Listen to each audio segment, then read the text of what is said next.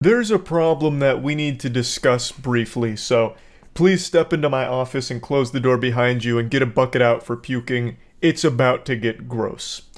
Disney, a name I'm sure you're all familiar with, it's a place of magic, adventure, and dreams. But what happens when that dream becomes a nightmare? And I'm talking about a sleep paralysis demon that's recently been paying Epcot a visit. And more specifically, Remy's Ratatouille ride at Epcot. Remy's Ratatouille has become less of a ride and more... Hello, Io. Yeah, she heard Ratatouille and, sprung into action. She's a huge fan. But yeah, anyway, I don't know what it is about Remy's Ratatouille, but they are summoning the pervert devil. It's like a full-blown exorcism, but instead of dumping out ectoplasm and a haunted spirit, it's actually dumping out cum. There have been 2 separate instances of park guests going to the Remy's Ratatouille ride and exposing their penis. One of them was actually wanted for other sexual pest degeneracy crimes and was caught on Remy's Ratatouille smoking, watching porn, and masturbating, even finishing a full-blown climax and just dumped his DNA all over the Ratmobile. So he literally turned it into just a fucking cum dumpster. And then the following day, another park guest was getting trespassed outside of the Remy's Ratatouille ride. And during this situation with the park authorities, the guy just dropped trouser, exposing his penis to the public, as if he was doing a show and tell on cock. Both of these cases happened only a few weeks ago, so Lord only knows where we could be in another month if this continues, if it becomes some kind of trend. Maybe this is the curse of Remy's Ratatouille. Yeah, it's getting scary out there. But yeah, I thought this was so fucking weird, and I hadn't heard anyone talking about it, so I figured it's our duty here to discuss the important things that others are too afraid to tackle, such as turning Remy's Ratatouille into your personal masturbatorium and ejaculating on this ride. It's a fucking ride made for children at a Disney park. It doesn't get more degenerate than that. It's unbelievably fucking disgusting. Someone mentioned that earlier. Man caught watching porn and masturbating on a Disney ride. Forgot to look it up though. New Jersey man caught smoking and watching porn on Remy's Ratatouille adventure in Epcot. That'll get you every time. I don't even know why they bothered to include smoking. That's like the least startling news here. Robert Fitzpatrick was arrested and charged with a misdemeanor charge of exposing his sex organs. That sounded like straight out of biology class. Was there no one else on the ride? There are warrants for Fitzpatrick's arrest for sex crimes in California and New Jersey. Further details on those out-of-state charges were not included. Disney cast members were first leery of Fitzpatrick when he wanted to sit alone in a rat or ride cart on March 29th. Generally, guests share the cart with other people. It was suspicious that the guest was in the cart alone. Why though? Why would you ever want to do that? Is it the ride that brought it out of him, or just like that? It's not even like exhibitionist. It's like literally alone masturbating in a weird location. Several cast members monitoring the attraction in surveillance rooms saw Fitzpatrick smoke and touch himself.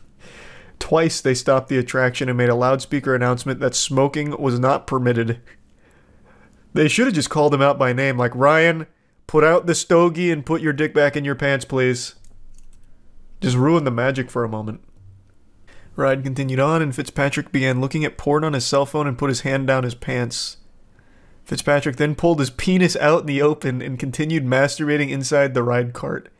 One cast member said he ejaculated before leaving the ride vehicle. Holy shit.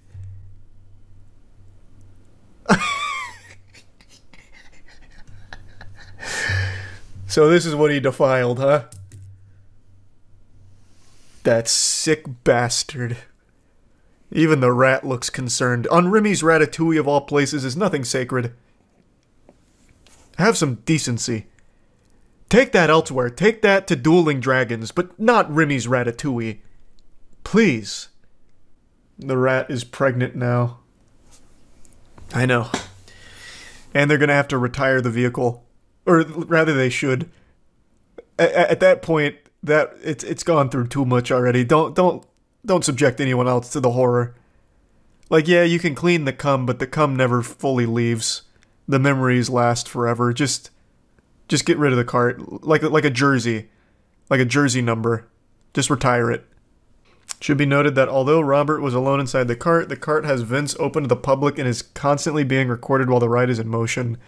I haven't been on Remy's Ratatouille, but is this not a ride that, like, turns the carts around? Because I remember in a lot of these, like, I don't know, what do they call them? Like, slow movers? Weenie Hut Jr. shit, where you just, like, slowly go through something and look at screens. Usually they have, like, the carts turn, and they, like, you can see other riders. Is that not the case for Remy's Ratatouille? Because I feel like at that case, there's a lot of families that got a lot more than they bargained for out of this show. It's trackless, so it does turn. I can already imagine, like, the parents, like, shielding their eyes. Oh, Jesus Christ! No, he's also got a chef in his pants, and he's cooking over there. Please, God. No. Oh, my Lord. The following day, Disney and law enforcement dealt with a second incident at Epcot where another man was arrested for exposing himself. There's an outbreak. There's a plague sweeping through Epcot right now. Good Lord. Man, Remy's Ratatouille just really gets the juices flowing. A sheriff's deputy was back at Remy's Ratatouille Adventure on March 30th, where a Disney manager reported that Sherwin Shayagan was constantly causing issues inside the park, the arrest report said. He threw items on the ground when authorities escorted him out of Epcot. Who is this? Sherwin Sharingan? I don't understand. Is this the guy who exposed himself?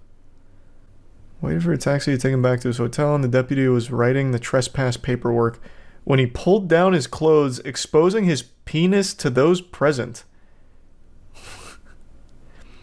That went from a trespassing charge right to, like, an actual, like, felony. Pulling your cock out at a Disney park. Jesus. Also been charged with exposing his sexual organs, a misdemeanor, according to circuit court records. This feels like a really light charge. Exposing yourself is one thing, but exposing yourself in a children's amusement park is a totally different thing. Aren't those two... Isn't that like a more serious charge? It's not a huge crime because Remy from Ratatouille was pulling his hair, forcing him to do it. Yeah, imagine he's just been framed. There was also a Disney employee who got fired for filming 500 plus videos under women's skirts yesterday. What is happening at Disney? Jesus Christ. What?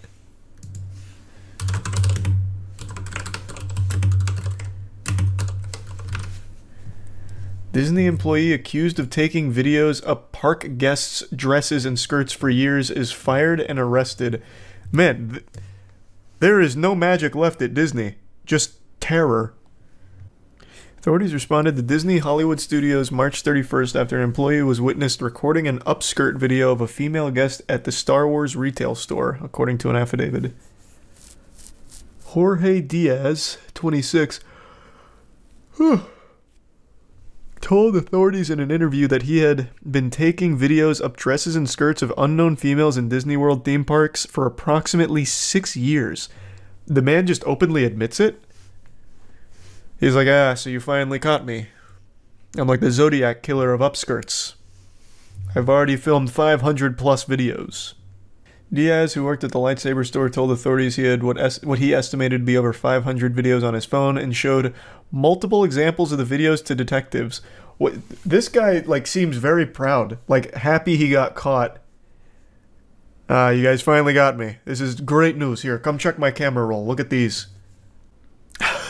He told the detectives he took the videos because it's hard to find them online and they bring him sexual gratification.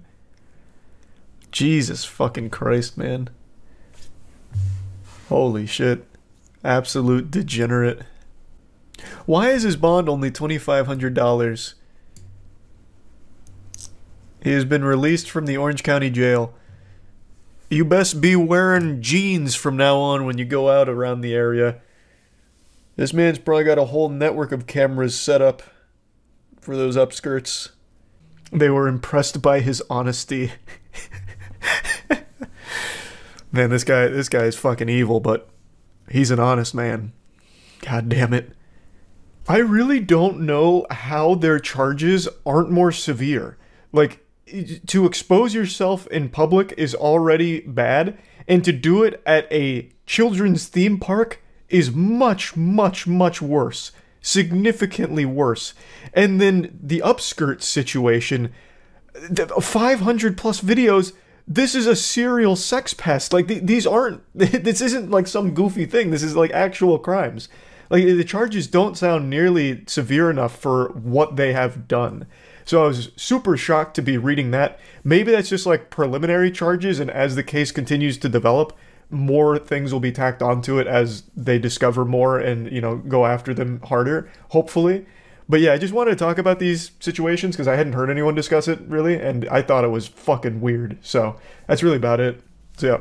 Today I had a rather perplexing question, and I turned to the only person in the world I can really trust. Myself. So I decided to get the answer to the question. Is the new Disney animated film Wish really as bad as everyone's saying it is? For the first time in a long time, this is one of the very few instances I can remember where a Disney film, specifically a Disney animated film, got blasted by both critics and audience alike. And I think a lot of you out there probably didn't even know Disney had a new animated film on the horizon, let alone out right now, because this movie, Wish, received less advertising than my secret TikTok account I made 3 years ago, It's Shade, where I was doing like awful fucking Doja Cat say-so dances and shit to see if I could organically grow a TikTok account wearing a mask. Spoiler alert, the answer was no. But this movie had no hype around it, legitimately no buzz, and unsurprisingly it's not performing super well in the box office, but where it's really floundering is in the reception to it, where people are saying it's just genuinely not very good. Initially, I didn't have any plans of seeing this film, I just really wasn't interested in it. It didn't seem like a movie I'd really want to go put my ass in a theater for and watch. But after reading the reception to it and what people were saying about it, my curiosity was piqued. And all of you know that I'm drawn to bad movies like a fly to a pile of dog shit. I can't help myself. So, I went to see it last night, and I had to confirm for myself whether or not it really is the super stinker that it's made out to be. And before the intellectuals come in swarms to wiggle their finger and say, well, actually, Charles, this is a movie designed for children. It's ridiculous to try and critique it as an adult. Bah humbug. SpongeBob was designed for kids, but it's enjoyable for all ages. If you're making a quality product, even if its intended demographic is children, it should still be enjoyable to anyone of any age, if it's a good product. Disney used to understand this and be extremely good at it. Something like The Incredibles, I still think is an unbelievable masterpiece of a movie, even at 29 years old, and that movie is designed for a young demographic, but I still appreciate it as an adult because it's just a fucking good movie. I want to go into Wish a little bit here. I'm going to try and avoid spoilers. I wasn't really interested in seeing it, but after all of the reviews and everything, and somehow it got shredded by most people, which I would have never expected from like a pretty safe Disney animation, I got curious if it's actually bad. So right now it has, I think, the lowest Disney animation opening rating on Rotten Tomatoes ever or something. And I just saw it. And it's not bad, but I see why no one really likes it. It's really, really painfully generic. It is legitimately just a full-blown marketing campaign that could have been used as like a commercial, but stretched to a feature-length film. I don't understand why they'd even make it. It doesn't really make sense. They took every element of good Disney animations and like roped it into this haphazardly. And it has like the worst ending in any Disney animated movie I've seen in a minute. The ending is terrible. The ending is so bad. I just don't get why they even bothered with this. They didn't really have a story to tell. Like, the movie's just over an hour, I think. Actually, how long is it? Let me check the runtime. It felt like it'd only been like 20 minutes and we'd reached the conclusion. Because it's just a speedrun of all the same Disney tropes we've seen a million fucking times. It's an hour 35. It literally felt like a 35-minute movie, which is nice. It didn't drag. But even spoiling it, it doesn't really do much. Basically, the concept of the film is fine. Like, the concept is interesting enough. There's a powerful sorcerer, and he takes people's wishes. He's made, like, this utopia kingdom. They give him his wishes to gives him their wishes for safekeeping, and then he'll occasionally grant them. And the big plot twist, well, it's not a big plot twist, it's actually established within the first 10 minutes of the film. Turns out he's not a great guy. Who could have seen it coming? He takes their wishes because he wants to ensure that they're not going to be a danger to his kingdom. So what he does is he takes all of these wishes and he only grants the safest ones. Like the most throwaway safe wishes. And Jeremy made a really interesting point that the film itself unintentionally serves as an allegory for modern Disney, where all of these fans have all of these wishes and expectations that they'd love to see Disney act on, and Disney doesn't. Instead, they just grant you the safest, most insignificant garbage content, like the safest shit. And I was like, damn, that's actually kind of profound. Like, this movie really is an allegory for how Disney handles what the fans want. Yeah, Jeremy Jans. Is it Johns or Jans? I really like his reviews. I think he does a good job. It's very concise, it's fun. But I never know if it's Jeremy Johns or Jans. Like, there's nothing objectively horrible about the film. It's just so derivative of every other Disney film ever made. You just get nothing out of it. Like, even the musical numbers are pretty uninspired. There's only one that stood out to me as being pretty good, and it's the second song in the film. Like, the second song is the only one that I was like, oh, that's kind of a banger. Everything else, I feel like no one would ever go out of their way to listen to ever again on purpose. They're just so bland. And every side character in this is completely forgettable that serves no purpose. And really, even the main character herself doesn't do anything. She does the most important thing, which is making a wish of her own on a star, which is why you get Luma here. But outside of that, she does nothing. The star does everything until the end of the movie, where it just completely blows its ass wide open with nonsense. There's been a trend on TikTok to compare it to older Disney movies and their music to show how generic it is. Oh, I believe it, because it is painfully generic. A lot of Disney fans on TikTok really don't like the music. Some of them even accuse Disney of using AI to make them. I wouldn't be surprised. Like I said, this feels so derivative of everything good from Disney movies of the past tried to, like, make something new out of. Like, it does feel like you would plug all of this into ChatGPT and have it spit out a script. It's uninspired. The jokes in it, like, I don't even know if you could classify them as jokes. They barely even try in that department. There's nothing. It has nothing. But the thing is, like, it's not a bad movie per se, I suppose. It's just so uninteresting, so forgettable, and just nothing. I just don't know why they'd even bother with it. No, it's just boring. Like, it's not fun bad or anything. It is just a boring movie. It has nothing to it. There's no meat on its bones. I'll talk about the ending real quick, I guess, because the ending really is like the most egregious, like, hey, let's just wrap this shit up and be done, okay? So basically what happens at the end... Okay, big spoiler warning if anyone gives a fuck. Huge spoiler warning. Sound the alarms. Wee woo, wee woo, wee woo. Big spoilers. At the very end, it's the final showdown between the main character and the main bad guy. And he's this all-powerful sorcerer. Our main character, she doesn't have any powers of her own. Like I said, she herself doesn't really do anything aside from summon Luma, who does everything. It's character's not actually named Luma, it's Star, but it's basically like Rosa and Luma. And he captures Star, and everything looks lost, because it is. He is now all-powerful, all undefeatable, just this fucking monster now. And the way they defeat him is she starts singing a song. So then every citizen of the kingdom joins in the musical number, and he's already, like, bound them. And they all just start singing, and basically it's the power of their wishes was so great that Star broke free and he got caught in his own staff. Somehow. So they unionized. I mean, I guess. Yeah, kinda. But he's defeated through the power of song, and everyone wanting to make wishes. But I don't, like, there's no reason that should have beat him at all. Like, it shouldn't, he should have just listened to that and been like, alright, can you stop wishing? This is fucking cringe.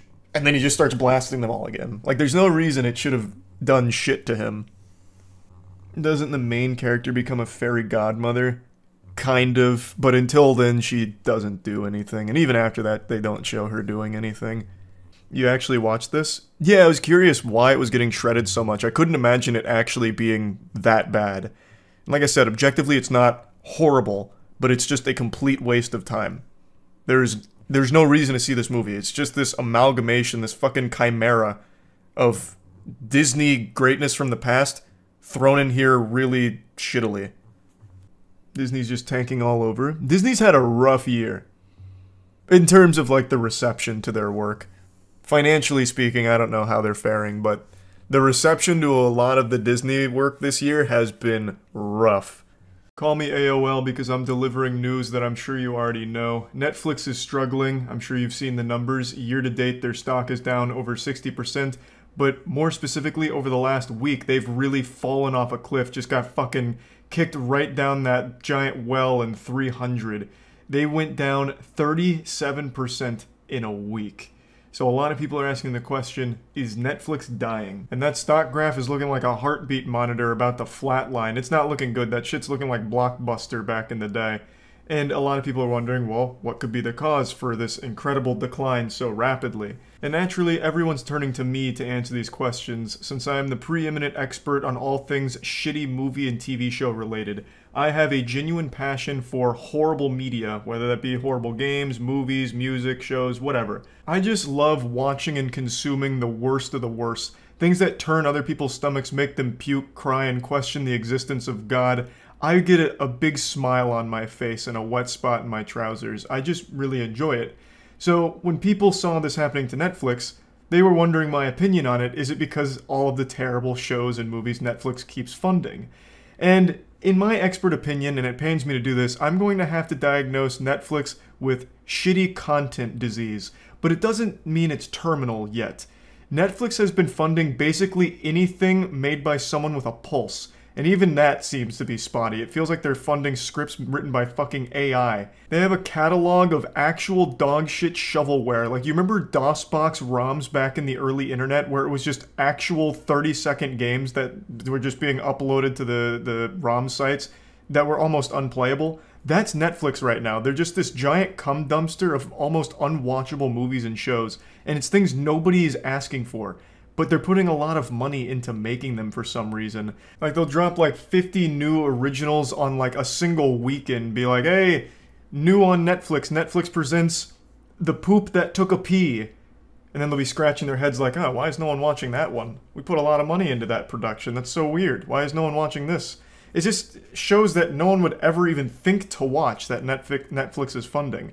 Now, I want to make it clear, I don't think bad content is solely responsible for the decline of Netflix right now in terms of their stock price and all of that. I definitely think it contributes because as things get more expensive, because things are absolutely getting more expensive in our world, the first thing that people are going to cut is a service like Netflix. You know, Netflix is just a luxury to have, and it's an expensive one. It's $25 a month. So as the cost of living goes up, people aren't going to be able to justify subscribing to Netflix anymore when they're not even putting out content that they want to watch in the first place. And especially with so much competition right now, Hulu, HBO Max is kind of killing it. Even Crunchyroll slash Funimation to a certain degree, since anime is so big on streaming, and Netflix is doing a horrible job with their anime catalog with like JoJo's Part 6, God Rest Its Soul. I know everyone's upset about that. Netflix cannot get anything right. Fucking JoJo's Part 6 has been divided up into like part releases where they released 12 episodes a few months back, and they still haven't released the next set of episodes for some inexplicable fucking reason, and they had the audacity to hype up, hey, good news, JoJo's Part 6 Part 2 might come out in 2022. Woo-hee, yeehaw! Getting sidetracked. But competition, you know, Crunchyroll, Funimation, Disney Plus. Disney Plus kind of slapping them around right now since they took all of like the Marvel shows and everything, which people are just going to idly binge forever on that service. So the thing is, Netflix just has a lot to compete with now, and the content they keep funding isn't shit that people want to watch. So their originals don't keep them there, and Netflix has really been bled dry when it comes to shows that people love, to like beloved classics. All of those have gone to other streaming platforms, so Netflix is left with just like the worst of the worst. So I definitely think that does contribute, you know, just not having any of those classic shows anymore for people to just want to watch on Netflix. Those have all gone elsewhere, while also not providing any new originals, and then still increasing the monthly subscription price is just a recipe for disaster. They've been increasing the price but decreasing the quality of content on the service. It's just really ass backwards right now. I just think they're not really sure what to fund, so they just fund everything anyway, even if it's like a student project by a 9-year-old or some shit like that, and then hope that one of them sticks. So they'll get the occasional banger like Squid Game or Arcane, but for every Squid Game and Arcane, there were 1,000 Bruise Brothers and other shows that no one has ever heard of. So yeah, the quality of content hasn't been amazing, and that's surely contributed to a lot of people deciding like, I can't really justify paying $20 a month for Netflix anymore, I'll just cancel it and stick with one of the other services. I do think that's a contributing factor. And another thing I want to just say, and I don't know how much of an effect this has, but I really feel like this whole binge model that Netflix is still just living and dying on, which is where they dump an entire season of a show all at once, is just so fucking dumb. The binge model was cool in the early days where it's like, wow, I get to watch my favorite show that I remember when I was a kid all at once. I don't have to like wait week by week. Or even like a new show, like, wow, all of it's out all at once. But now the novelty, I think, is completely worn off. I much prefer a weekly release of a show. And on Netflix, Arcane proved it could work. It's so much more fun and engaging to watch a show week by week because then everyone's at the exact same pace. You get to discuss it with friends, family, even online, because everyone is at the exact same pace. So you can talk about what might happen next, come up with fan theories and speculate, and it's just a lot more fun to engage with the content that way, as opposed to the binge model where they drop all 12 episodes all at once, and then you'll have some people call out work the next day in order to finish it all in one night, and then you can never really talk about it with anyone because everyone's at different places in the content.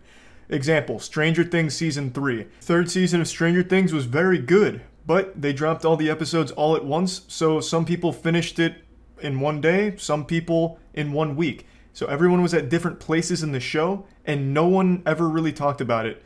When Stranger Things dropped, there was a lot of hype, and then within like 2, maybe 3 days, no one was talking about Stranger Things Season 3. It just faded from everyone's memory. Whereas something like Arcane, which was on Netflix, people were talking about the entire run. Every single episode, every drop was trending on Twitter with people talking about it. It just gets people more invested in it. When you're able to discuss it with other people, it just makes it more fun. I just think that whole binge model is really counterintuitive to engagement, as well as keeping people on Netflix. I think it's really fucking stupid, to be honest. Like, if you're bleeding out. So you take your best shows and release them all at once. People finish them in one day, and then what's their incentive to stay on there? They'll have to wait another 6 months when you accidentally find another good show to fund. You know, like, why would they continue to pay for it that long? Whereas when it comes to a weekly release, Netflix does get lucky. They have another huge show like Squid Game, and they release it week by week. And then they get some people to stay longer because they're invested in that show. Like, it all just makes more sense to just do weekly releases, even just from a business standpoint. But yes, I do agree that the quality of the Netflix content hasn't been great. They've been pumping out a lot of net shits recently, and a lot of people are probably just not bothering to re-up a subscription. But Netflix is cracking down in what I believe to be the wrong area. They're just blaming everyone for password sharing, which is a legitimate problem from a business standpoint. Don't get me wrong. A lot of people share passwords. I myself am getting Netflix from Tiana's account. You know, everyone shares the passwords to their Netflix. So there is a lot of unpaying Netflix viewers. So that is a lot of money left on the table for them, but it's such a tricky problem for them to navigate, because if you really come down with an iron fist, just flop your meat on the table and like villainize anyone that's ever shared a password, it's going to make it a headache to continue using the platform. So most people just won't even bother, and since there's so many alternatives, they'll just go somewhere else. So them cracking down on password sharing is going to be a really tight rope to walk. I know they've tossed around the idea of doing like a really cheap Netflix subscription that has ads with it. For people that don't want to pay the full $20 but still want to watch the content, they could do a cheap alternative but getting some ads there. Maybe that's a decent solution. I don't really know. It's not like an unheard of one. I know other services offer that. I just don't know how successful they are in that area. But again, cracking down on password sharing, like, throw these people in the slammer. They shared their password with too many people. I want them fucking arrested. And like making it really like a cutthroat policy is only going to serve to damage Netflix further. So they have to really come up with like a consumer-friendly option to get people who are sharing passwords to instead pay a little bit to continue watching the content, and I don't know how the fuck they're gonna pull off that balancing act. But I do think perhaps the best solution for hemorrhaging so many subscribers is just by offering better content. This is quite literally like that Twitter meme of make better content or I'm unsubscribing. That is actually happening to Netflix right now. The price of everything in the world is getting more expensive. Netflix is expensive, and most people aren't going to want to spend $20 a month for shit where they might get one good show twice a year. That's just not worth the cost. So the best thing they can do is just improve with what they're putting on the platform. And another thing that not a lot of people have mentioned is Netflix's numbers were heavily inflated because of COVID. When COVID hit, everyone went to subscribing to streaming platforms because everyone was locked at home watching shows and movies and shit like that. Now that everyone's getting back into like a normal routine in the real world, all those people are starting to cancel these subscriptions. So the numbers just got like really inflated. So maybe this is just equalizing and it's totally normal. Can't really say for sure, but what I can say for sure is Netflix has so much garbage on it that no one really wants to watch, while only ever providing a couple of good shows a quarter. So that I think is a big problem for them, and the competition's getting fierce. So I just wanted to talk about this a little bit because it's an interesting topic, I think. I always find it very fascinating when there's a company that's too big to fail, starting to fail. I don't think Netflix is in any danger of closing its doors anytime soon. They still have like 220 million active subscribers, so they are still very much in the game. It's just a matter of them having a bit of a stumble here, and by a bit of a stumble, I mean they're fucking spiraling down a dirty toilet. 65% year-to-date loss in the stock is kind of rough, but they're still fine overall. I don't think they're in any danger of dying anytime soon. So I just wanted to talk about it. That's about it. See ya. Alright, let's just get this out of the way, rip the band-aid off so you can all point and laugh at me, spit at me, call me names, and give me wedgies. I'm not Percy Jackson. I didn't get the role. Disney Plus finally released their trailer for the upcoming Percy Jackson series, and just like Batman's parents, I'm not there. They made the inexplicably disgusting decision to not cast me as the lead role, even though I put forth probably one of the best auditions Hollywood had ever been graced with. I'm not going to pretend to understand why they chose to cast an actual child to play Percy Jackson. I understand that Percy Jackson in the books is like 12 years old, but it's called acting. Yes, I may be a 28-year-old man, but thanks to the miracle of technology, we can de-age me a bit. I can shave, trim up my hair. I already have the height of a child. I should have been able to fit the bill. And no disrespect to the actor playing Percy Jackson, all power to them. I think they've done a fantastic job, and I have no doubt the show is going to be a smashing success. But you can't help but wonder, what if they did cast me? We could have been looking at the next Citizen Kane. And that's all I'm saying. It's just a bit of missed potential here. And yes, I'm clearly a bit disappointed. This is the second time I've been snubbed. The first time being when my performance in The Hunger Games Mockingjay Part 1 didn't net me an Oscar nomination.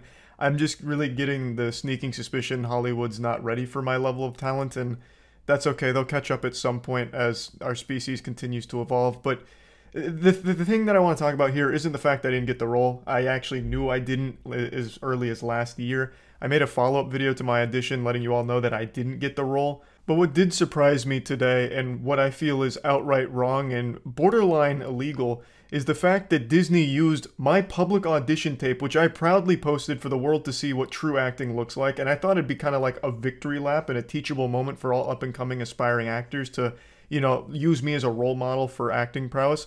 I posted this on YouTube. I submitted it to Disney through the official channels as well, so they clearly got it, and they clearly watched it because they used my exact lines in my audition for their official trailer. And, that's a load of dirty barnacles, I'll tell you what. I spent a long time choosing my monologue for that audition tape, and Disney just takes it and wipes their ass with it. I've had about enough. I've had it up to here, honestly, with all this tomfoolery in Hollywood, especially with Disney. Not only did they refuse me the role that I was meant to play, They also turned around and released cum hats. Actual Disney Bukkake helmet merch. You know, where does the madness stop, Disney? Have you no shame at all? And really, it's not just Disney. I'm tired of, you know, the Hollywood elite not taking me seriously. They're just like, oh, let's fuck Charlie in the ass again. You know, his butthole's loose enough to take it. Hardy har har. You know, and I'm out here giving my all in these roles for these auditions, and I'm not getting any callbacks. But anyway, let me show you my audition compared to the official trailer because it's jarring. The Percy Jackson trailer came out. I know, man, it's so painful. I haven't seen it yet, but I'm not in it. It's so painful. It should have been me. Look, I didn't want to be a half-blood. Oh, I even read this line. It's dangerous. No fucking way. It's scary. Most of the time, it gets you killed. I read that. They stole this from my audition tapes. What? I did that line so much better. I should have been the star. The other day. Where do I start? I think it's right here. I didn't want to be a half-blood. If you suspect you might be a half-blood, then this book... Okay, they cut this part. Just go ahead and close it and believe whatever lies your mom and dad told you about your birth. It's easier that way. Where does it pick up? Being a half-blood is dangerous. It's scary. Sometimes it gets you killed. It gets you killed in painful, nasty ways. That is so much better than that, kid. Why didn't I get the role? Literal chills. Maybe it's because I didn't shower before the audition. I'm super greasy here. If you think you might be one of us, my advice is turn away while you still can. Believe whatever lie your mom or dad told you about your birth. They stole this from my audition. They plagiarized my audition and didn't even cast me. Yes, I understand it's supposed to be played by a 12-year-old. That's the beauty of acting. I shave, I trim my hair a bit, perhaps, and bang. I'm 12 years old. And maybe a little de-aging AI tech. That was my line. If you suspect you might be a half-blood, then this book isn't for you. Just go ahead and close it and believe whatever. Listen to that emotion. Dad told you about your birth. Listen to this range. That way. Being a half-blood is dangerous. It's scary. Most of the time it gets you killed in painful, nasty ways. Oh my god, the emphasis there is nuts. Oh, unlucky. Disney just wasn't ready. Okay, that's a lawsuit waiting to happen. They stole my line reading from my audition tape. And I guarantee this kid's not going to be as good at action as I am. Watch me fight this Hydra. Blast! It's great Poseidon's beard. It's the Hydra. Yeah. Yeah. I do my own stunts. Yeah. Yeah. Yeah. Yeah. See, like, this is outrageous. This kid's not going to be able to do that. That was my role. I was born to play that role. Now that I've presented the irrefutable evidence, I believe we can all come to the conclusion that Disney owes me an apology. And I'll settle for nothing less than a minor role in a major blockbuster production. Yeah, so, you know, it's a little fucked up they do this. I chose that line from a list of Percy Jackson's most famous quotes, and I called dibs. And you can't break the bro code like that. I've never read Percy Jackson. I never even watched the Percy Jackson movies. I actually don't know shit about the character at all. It just happened to be an open casting call that sounded like fun. And I killed it. I crushed that audition. I don't care what anyone says. I became Percy Jackson for a brief moment during that audition. Charlie left this realm, and the spirit of Percy Jackson came into this vessel and delivered some of the most powerful, hard-hitting lines and sword-fighting choreography video cameras have ever captured. And it's shocking they didn't choose me. So yeah, if that doesn't prove that Disney's corrupt, then truly nothing will. So yeah, anyway, I wanted to address this since a lot of people have been bringing it up. You know, Charlie, did you know you're not Percy Jackson? Yes, I'm well aware. So yeah, I mean, that's about it. So yeah. The history of Disney's worst attraction ever, Superstar Limo. I don't know that one. Oh, because this was California. Yeah, I never rode this. The big cheese. I'm not the big. I wish I was the big cheese. This is the big cheese. Oh! Oh my god! Gee, Mickey! for you all day. Well, I want to give you a personal tour of Disney's California Adventure. Ooh, what do you say we start with a ride on California Screamin'? So, Mickey? Yeah, this looks like shit. You know, Mickey, I think this is the beginning. Sounds good, monkey. You betcha. It wasn't.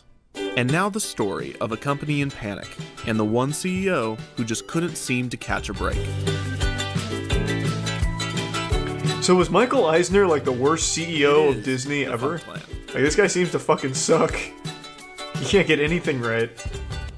2 years later in 1984, it was Take it becoming easy, increasingly Queen. clear that despite Epcot's Thanks to recent success, 8-track. Disney as a company was not doing well. A string of box office failures from their studio and big budget projects for the parks had brought Disney to the lowest point in the company's history, The fuck is and Splash? many feared a takeover.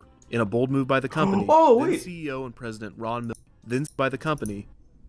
Hold on. Is this the, Yeah, hey, wait, I know Splash. When I was a kid, there's a scene in Splash where the mermaid has her titties out, and you can see side boob. I used to pause that scene occasionally. It wasn't my go-to movie, but I used to watch that occasionally to look at titties when I was a young man. Let me type. I'll just type it in. Splash titty scene, maybe? Splash titty? Nope. That. Oh, wow. I don't know what I was thinking with that. I don't know if I can find the scene, but yeah, it's a classic. If you've seen the movie, you know what I'm talking about. Apart from the Disneyland Hotel, the Rather Corporation also owned the RMS Queen Mary, a retired ocean liner that was permanently docked in Long Beach, California. After Disney acquired the Rather Corporation, Eisner became interested in transforming the Queen Mary and surrounding land into a new resort called Port Disney. Port Disney was to feature very hotels, ambitious. a cruise ship dock, and an all-new ocean-themed amusement park called Disney Sea. Eisner pitted the cities of Anaheim and Long Beach against one another, trying to decide whether to build Disney Sea as Holy the shit. Disneyland resort or build it in Long Beach within Port. Imagine if he The actually announcement was made in that. January 1990, and Anaheim and Long What Beach both the worked with fuck? Disney That in looks order to bring a new nuts. theme park to their city. However, the citizens of both cities were not. This man thrilled was with the straight expansion, building citing Atlantis. the issues the residential neighborhood. Eisner had a simple technique that he often used when he decided on new projects. What The will lose technique us is the known most as money jealousy. quickest? Whenever Eisner saw another Classic company Eisner. doing something successfully, he decided that Disney would do the same thing. Moreover, he would take the idea and do basically the same thing in basically the same place. For instance, after seeing the success of the amusement park zoo hybrid Busch Gardens Tampa in the early 90s, he greenlit Disney's Animal Kingdom. The park was just over an hour from Busch Gardens. After seeing the success of the Church Street Station nightclubs in Orlando, Florida, Eisner greenlit his own nightclubs in So this Pleasure guy was Island just at the Disney plagiarized. World. Pleasure Island was And about still half an hour couldn't from do it Church Street right. Station. So when Westcott was canceled and Disney returned to the Fucking drawing board, Eisner. it wouldn't be long until, since the Disneyland Resort at the time provided His such whole a short career was list just of copying vacationers, homework many of the guests badly. would go explore the other. This concept would develop into the plans for California Adventure, a California-themed theme park to be located in the already California-themed California. Concept art for the park was released in Who cares about California that much? Canceled. Do you want to Release date experience of California? Just go Adventure would outside feature in everything California. from soaring above you. In the Hollywood section of the park, there was to be a Who needs a recreation of fucking the tribute to the California? observation What deck the and fuck? former restaurant at the Los Angeles International Airport, which was being renovated by Walt Disney Imagineering around the time that California Adventure was in development. This was to be the show building to one of California Adventure's Oh my god, this word is attractions, losing meaning. I've heard it so many Superstar fucking Limo, times. a high-speed dark ride that would Eisner take proposed the guests on a California, wild California paparazzi Inception, chase through California in As California guests Adventures, boarded the California, attraction, they would be greeted by Michael Eisner. For instance, guests would fly past the famous Tail of the Pup hot Thanks, dog Valentine. stand We with actually a watched large all of man Chains in of Love. rhinestones creating sounds of flatulence. But as guests turned the corner, it would become clear that this was actually Elvis Presley squirting mustard onto a hot dog. The ride ended with guests reaching the Chinese theater, only to have Eisner tell them that he would have to cancel the contract because they had been caught by the paparazzi. Then, a picture taken of guests while on the ride would be shown, cropped into a tabloid reporting on their limo chase. After this, guests would exit Sounds and like walk shit. the red carpet into the Chinese theater, which was the gift shop and exit to the attraction, where fake Oscars, on-ride These two photos, gift and subs, butter. t-shirts would have been Resub sold. Jable. The original concept of Superstar Limo was nothing groundbreaking, but it seemed that it would have been a fun dark ride that would have fit perfectly in the Hollywood section of the park. However, the mid-90s version of the attraction would not be the one that guests experienced when the park opened. And this time, it wasn't Eisner's fault. I can't even believe that. Eisner paid him to say that. In August of This was 1997, Eisner's fault. in Paris, France, Diana, Princess of Wales, was killed in a limo accident. Her driver was shit. supposedly fleeing from paparazzi when he lost control of the wheel. The tragedy captured the attention of the entire world, who grieved the death of the princess and the other passengers. As for Eisner and his team, they now had a big problem. Superstar Limo could no longer be a high-speed paparazzi chase. Yeah. It would now seem that it was some Yeah. sort of twisted reference to the tragedy. The Imagineers scrambled. Eisner got briefly fucked on that considering one. Cloning a... Unfortunately, if their job was to please the boss, they had done it a little too well. Eisner, who had been in the entertainment industry for decades, adored the inside jokes and Hollywood gags. Jesus He loved them Christ, so much that he Eisner. greenlit the new, terrible version of the attraction. Imagineering, most likely baffled at what they now had to do, did their best to make the attraction work. This art style was Hey, also puppy used lover. within the ride itself. The only three-dimensional animated figures would be that of celebrities, but due to the lack of Oh, budget, hey! these would have to be That- celebrities who was whose that, Jared likenesses were Fogle? Who the cheap fuck or just stars popped that out the Walt there? Disney Company already had contracts with. Also, these were not animatronics, but barely animated figures with minimal, unconvincing movement. At some point, Who's Eisner that? realized that That's the ride Regis? was going to be bad. The retooled ride opened with California Adventure on February 8th, 2001. So was it as bad as they thought it would be? Yes. Yes, it was. I want to see it. Let's fucking ride it, baby. Get me on there with a GoPro. Let's go. The inside jokes to California and the entertainment industry would begin with a female announcer giving instructions to arriving passengers. The white Try not to fall asleep on the ride. unloading. That's the only rule. No schmoozing.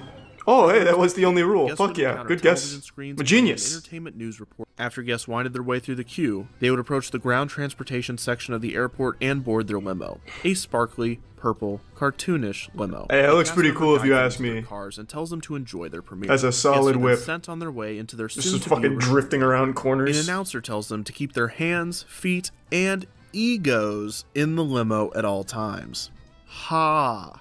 The limo enters a dark tunnel. Hey, don't be and mean to guest the ride. engine What the appears fuck? on It's not screen their attached fault. They the didn't want to ride's do it. vehicle. The next show scene is the Sunset cool. Strip. Here, guests get to see Tim Allen and Jackie Chan. Tim After this, guests Allen! enter a second tunnel And are Jackie reminded by Chan, their agents yeah! to be late. Guests are shown an on-ride photo of themselves before entering the final tunnel, where their agent tells them that they are a superstar. And I that see was Sub-Zell Superstar Limo. And Hookins. I don't know why he called it the worst attraction ever. That shit looked fucking awesome. Here we go. Now this is not a scary fast ride, right? No, this is just like a... You don't get it. You can't just experience it with a video. You have to be in there and feel the hydraulics and the adrenaline of like being in the car as it slowly drives through. It's not the same with just a video. This is a real easy ride going. Yeah? Okay. JCC in sync. Woo! Let's fucking get it. Hold your breath now. Whoa! Look at how much fun Drew's having.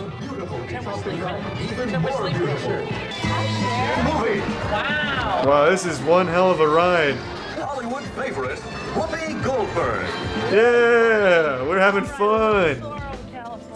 There might be no better way Wow. to illustrate the reaction the public had to the ride than the on-ride photos. It is no surprise that the ride was received negatively, with guests complaining Can't that they imagine waited why. a half hour to ride the cheap pop-up book. Superstar Limo was not the only issue. California Adventure as a whole was berated by the general public and critics alike. But overall, the lines were so short at times out here. I thought it was closed. The new management team constructed the Pixar-themed dark ride, Monsters, Inc. Mike and Sully to the rescue. The simple dark ride would take guests throughout the events of the first Monsters, Inc. film, and it was set to open on January 23rd. Looks like shit. Boo. Where's Tim That Allen? is not Oh wait, the Tim end Allen of actually does Superstar voice in this, Limo's doesn't he? story. Oh no. The ride very much lives on. in the Tim Allen absolute is in worst Monsters, way Inc., isn't he? possible. Since the Monsters, Inc. dark ride was a quick fix. No? for the Okay. ride, Alright. coming a year Boo. before Fuck the this. No major Tim Allen. It did, and there was one more thing. Oh yeah, they Can't stripped the click Link C-list Sonic, but celebrity wouldn't watch figures and that dressed tonight them into anyway. various animatronics throughout the ride. Some of these zombatronics are more obvious than others, and the Drew Carey and Jackie Chan figures are especially easy to spot. But don't worry, Yeah. most, if not every. The story is a good reminder that even a company as big as Disney can still Oh, get true, themselves into Dan. financial difficulty, creative gridlock, and even some pretty wacky situations. That is On the pretty next, wacky. Defunct Land. Okay, one more Defunct Land. The failure of Disney's Chuck E. Cheese ripoff Club Disney. I'm thinking the Chuck E. Cheese one as well. During all of this, Eisner himself would cash in stock options of nearly $600 million. Holy Money was shit. flying all over the place at the Walt Disney Company. What but none the of it was going to fuck? the company's other major division. Disney Parks had gone on a roller coaster of its own. No during wonder the he preceding didn't fucking 5 care years, about making and Eisner's Disney any proclaimed good. Disney decade was Good not going God. as planned. Defunct Land is filmed in front of a live studio audience. Was that In Killer the Bean? 1990s, the Wild West of Like, did themed Jeff Luda entertainment, voice that one? apart from the recent themed restaurant chains were sprouting up all over the country. with the usual suspects being Rainforest Cafe, the Hard Rock Cafe, and Planet Hollywood. Oh, Planet Hollywood was so Unexpected of the good. New developments might have been the rise in indoor children's play places. These were a mix of tubes, slides, ball pits, nets, stairs with steps. Stupid kids having fun on a boring course. Socks with holes in them. Running swing here? I don't think so. Damn, marketing was so different back then. Holy shit. I don't think so. Then where? This is like some TikTok shit. DZ is made just for me. The place where I can really cut loose. What the fuck is DZ? D's nuts or something? Like, what the fuck is this? I've never heard of DZ. Discovery Zone opened its first location and came opening 39 more locations until being purchased in 1992 by wealthy Chicago businessman Donald Flynn. In less than 3 years, Donald Flynn, big man. 340 locations. McDonald's had noticed the competition, and in 1991 had created their own chain of indoor amusement I don't know about centers that. named Num-nums. Leaps and Bounds. Too nostalgic. McDonald's would not be able to keep up with Discovery Zone, and would sell all 48 Leaps and Bounds locations to the company in 1994. Around this time, Blockbuster Video, who owned about 20% of Discovery Zone, went up its stake to 50.1% and would assume control of the company in 1995. And 13 Fun Centers, along with the Discovery Zone name and logo, were purchased by the company's main competitor, a powerful rat named Charles Entertainment Cheese. That son of a bitch. Wow. That is horrifying. What the fuck?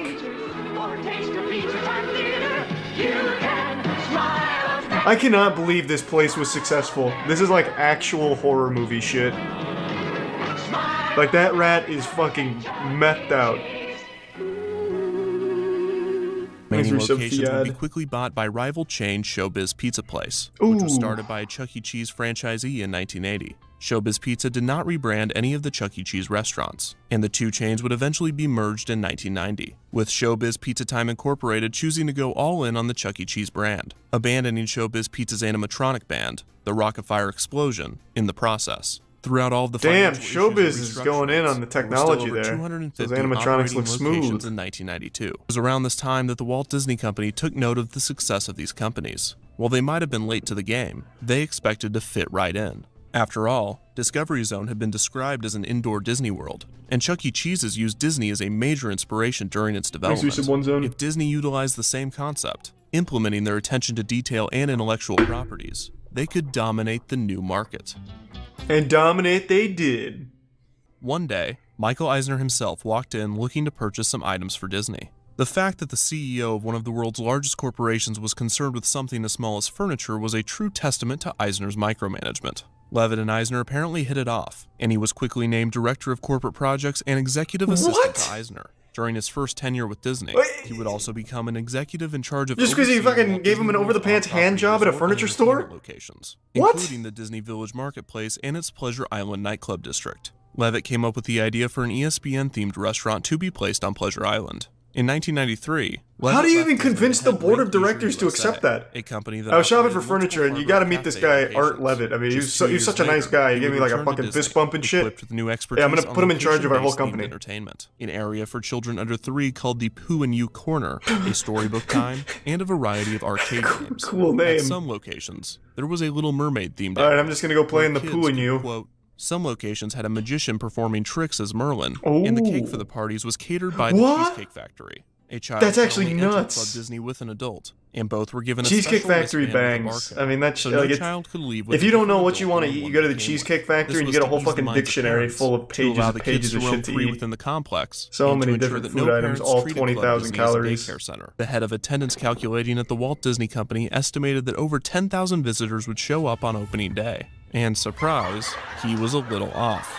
When Club Disney opened its doors on February 21st, 1997, only 1,000 visitors showed. Oh shit! No one had learned anything from Euro Disneyland's opening. One sheriff was quoted saying, "We were expecting a lot more people. Maybe because Disney advertised that tens of thousands were going to be here, it scared people away." While reviews were positive, Club Disney was not without its critics. One of the higher-end malls that Club Disney had moved into accused Disney of ignoring the complex's theming standards by implementing their cheesy design. Also, parents complained about the price of admission, especially the necessity for a separate adult ticket, as they were not participating in the club's activities and were required to be there. True. Club Disney It's pretty also scummy. proved that Disney was best off not teaching anything ever. The company was cutting costs across the board, and Club Disney became another casualty of the financial issues. The chain was closed on November 1st, 1999, having never expanded past its original 5 locations. Jesus Christ. This was around the same That's time rough. that Discovery Zone ceased its operations, leading many to believe that Thanks for indoor finding play some settings were Axis. just a fad of the 90s. Appreciate it. Thank you for the As Chuck E. generosity. Cheese's would prove, there is some longevity to the concept, so long as you innovate or evolve. As for Disney Regional Entertainment, Chuck E. Cheese Club hasn't Disney fucking would be the evolved. What are you smallest talking of the about? 3 projects. Another Why is it regional still chain fucking Levitt weird? would create was ESPN the complexes were Zone. part bar, What a cool part place restaurant, to be. Part arcade, part gift shop, and part broadcast studio. It was such a hit among sports fans Thanks that for there 5 were gift subs apparently points sucks, where and the guests 5 would have gift to be subs dragged Mandon out for Stark. staying an The excessive amount back-to-back of gift time. subs. The ESPN Zone would also put on the ultimate couch potato competition, a sitting competition that challenged participants to watch TV without falling asleep or getting up, only allowing a bathroom break every 8 hours. One year, the winner watched TV for 3 straight days. What the fuck? Wait, what? ESPN No Zone way would someone be didn't die from July deep vein 11th, thrombosis. 1998. No The way. brand would grow to a total of 9 locations. A little over a year ago, Disney overdosed on skooma, and their delusion really went off the rails when they finally launched their Star Wars Hotel experience. This was a prime receptacle for spitballs and tomatoes. Boos heard around the world because it was laughably overpriced and extremely confusing on what you were even paying for in the first place. It was initially announced like way back in 2017, and it was supposed to carry a price tag of $6,000 for a 2-night stay, but it could go as low as $4,000 as well. It's called the Star Wars Galactic Star Cruiser, and it's supposed to be a fully immersive Star Wars experience for superfans to spend 2 nights in this like underground bunker hotel facility that's supposed to be like a murder mystery, song and dance with all kinds of Star Wars characters, as well as a hotel, as well as fine dining. It basically just takes a ton of different things, threw it at a dartboard and said, okay, it's going in the Star Wars Galactic Star Cruiser, we're going to charge a fucking outrageous price. At $4,000 or $6,000 for 2 nights, I would expect to have a room on a legitimate fucking spaceship. With that amount of money, those rooms better be coming with that titty alien that Mark Hamill milks in the movie. Like, that is a crazy price tag. $1,200 per person per night? My god. You'd need to be like fucking Scrooge McDuck to be able to afford that, or the biggest Star Wars fan in the world who's willing to just dump everything into a 2-night experience. But what's crazy is, it looks miserable to stay in. Here's the rooms. Here's one of the 100 cabin rooms. It's basically like a little prison. Like, your children get these small pods in the wall. The bed looks rather small. Like, this is not what you would expect for this amount of money. You go to the goddamn Star Wars gulag. It's so startling. There's no windows. Like, keep in mind, there's no windows in these rooms. All you get is these little screens supposed to look like you're out in space, but it looks really dated. It doesn't seem like they put a whole lot of effort into that, but I haven't been, so maybe it's cooler in person. But there's no windows, so you're basically going in there into like a goddamn stasis chamber there, 2 days away from the world. And when you're not forsaken to your solitary confinement room on the Star Wars Galactic Looney Bin, you get interactive theater out the wazoo, which to me sounds like one of the circles of hell somewhere, where you can't escape theater and people in character for Star Wars 24/7. That just seems way too much. So the pictures I'm getting are from a video from DFB Guides, who went over the entire Star Wars hotel experience, and overall it's just an expensive, confusing, jumbled mess from everything I've seen. And this opened only a little over a year ago, and it's already closing. This was a complete disaster for Disney, I imagine. Of course, I'm not their fucking accountant, I can't flip through their books here and double check, but I just can't imagine at that price point, as well as how awful their marketing had been for it, that it was financially successful for them. They're writing it off as like a business decision that they've decided to close it so shortly after launch, but that doesn't make any sense. That just sounds like a bad business decision if it was doing well. It's 100 cabins, clearly a very expensive endeavor, and they're already giving up after a year. When this shit launched, it had terrible publicity. Like, they made these marketing pitches that gave people no insight into what they were paying for. So people already started kind of wiping their ass with the whole idea of even staying there or considering it. It turned everyone off immediately, and it's never recovered. Now, it's worth mentioning, among the people that have paid a visit to this facility, the majority of them are saying that they enjoyed it and that it was worth the cost. I don't know if that's genuine or if it's some level of brainwashing where they paid so much money that they convinced themselves that they had to enjoy it, thus they did.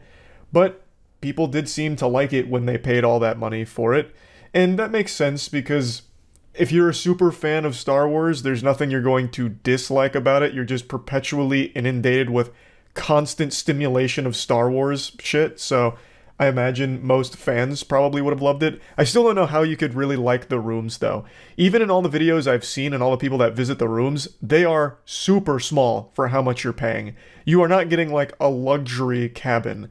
It's very much like a summer camp, like band camp fucking cabin here. I'm still a bit baffled by the decision to have the guests stay in these tight, windowless quarters. Like, that sounds miserable. Why that? Like, what's the next Star Wars hotel gonna be? Pay $10,000 and we'll freeze you in carbonite like Han Solo? Like, this is not a comfortable, stay. Which I think is just ridiculous for how much you're paying to be there. And where you sleep in a hotel, I would argue, is the most important thing about a hotel. Though, I guess in this case, it's supposed to be more than that. It's supposed to be like a Star Wars experience where you fucking transcend the human race for a brief moment and take a journey into fantasy. But then when you come out from reality, you leave this underground nuclear fallout shelter of the Star Wars Galactic Star Cruiser, you realize you're $6,000 down and about to miss a house payment or something. I still can't get over just how expensive this fucking place is. Or was. The final voyage is coming up in September, so it's on its way out, but still. One other thing I want to mention is when these announcement videos were first coming out, these pictures were first surfacing of the experience, one thing that I heavily criticized was the food. It hypes itself up as being like fine dining, pinky out establishment kind of thing. And the food they were showcasing looked like slop. Actual prison slop that they would serve on a tray at like a maximum security ward. It didn't look like high quality food for that price. It'd have names like the Yakpi Shrimp Blue Milk Glorb Stuffer, and what you would see on the plate is like 2 tiddlywinks of pork and a small piece of bread or something. But after going through and watching more of the videos over the last like 4 or 5 months, the food does look fine. So I don't know why they chose the most unflattering promotional pieces for their food in the beginning, but it does seem like the food is a big hit with the people that go there, and from what I see, it looks fine. Albeit it has the cardinal sin that every high dining facility has, where you get portion sizes that wouldn't be enough to fill the belly of a bumblebee. So that's always, in my opinion, a bit of a scam to charge so much and receive so little, but that's just the trend in very expensive restaurants, unfortunately. I always think portion sizes are important, so if you're paying a lot of money, you should be able to fill your full belly. You should walk out of there feeling full, satisfied, and your gluttony, satiated. But anyway, the food does look fine, and that was something that I was very vocal about in the beginning, being lackluster. Some of you may remember I toyed around with the idea of getting the gang together and spending the 2 nights at that hotel. But we really sidelined that idea, fucking flushed that down the toilet because that is way too expensive. So I don't think we're ever going to do that. That's not worth the amount of money for the sake of like basically a joke or just to experience something awful. Like none of us are huge Star Wars fans. Like I like Star Wars, I couldn't stand the new trilogy, but overall I love the Star Wars universe, especially everything with the Old Republic. This has nothing to do with that, so this wouldn't even be in my favorite era of Star Wars. And none of my friends are big Star Wars fanatics either, so it's not like we'd get anything out of this other than like not having fun and trying to make a joke out of it, which is not worth fucking $6,000. So I don't think that's happening. I want to go ahead and clear that up. We're not going even before it closes. It's not worth it. Now, at the funeral for the Star Wars Hotel, Disney's trying to put on a strong face, saying that this premium boutique experience gave us the opportunity to try new things on a smaller scale of 100 rooms, and as we prepare for its final voyage, we'll take what we've learned to create future experiences that can reach more of our guests and fans. I'm not on the Disney Superstar Board of Directors or anything, but I'll offer you some free consultation here. Lower the price. No one is paying $1,200 per person per night. That's a crazy ask. You could have saved yourself a huge headache if you just made this more accessible financially for most people. I think that's the way that you reach new guests and more fans, right? Like it seems like a pretty simple solution to the mathematical equation here. So I think it was just way too expensive. I have no doubt there's a lot of people that probably would have loved to go there and couldn't afford to. So they completely missed out on that entire market. Now, like I said, they are trying to treat it like a learning experience, and I have no doubt they fucking learned a lot from this. They invested a ton into the project, a lot of time and a lot of money, and they're kind of eating shit on it, it seems. So, yeah, that's really about it. See ya. Everybody loves Spider-Man. He's probably one of the most well-known superheroes of all time. And I'm sorry to be the one to tell you this, but he's dead. He died. Like, he's buried 6 feet underground right now, and he's probably in hell because he was a sinner. He had sex before marriage, and now he's burning in eternal damnation. And it wasn't any of the normal suspects that would have been the one to finally do him in. He wasn't killed by Doc Ock, Green Goblin, or even Rhino. It was Disney themselves. You see, at one of their theme parks, they have an animatronic Spider-Man that does an acrobatic aerial show as part of an in-park show. And half the time, he just dies. Like, the robot just collides with a building and fucking blows up. Like half the time Spider-Man never makes it to the other side. Oh wait, yeah, I've seen that. At Disneyland outside Spider-Man, they have a robot Spider-Man that swings across the top of the building, and 50% of the time it actually hits the side of the building. That's misleading, because that was just a viral video that someone edited. You're talking about this, right? Back to the drawing board. An animatronic Spider-Man is supposed to swing high into the air, do a backflip, and land safely on a hidden net as part of a stunt show at the Avengers campus. However, earlier this week... Well, the fact that it's on the news makes me feel like it's real.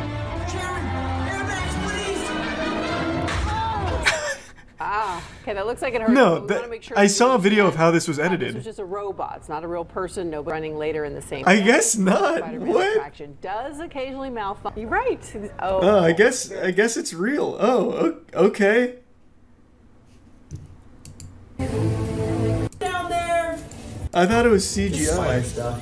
Oh, this is a real human being. I thought that was a robot for a second. Okay. Oh no, it is. It's this.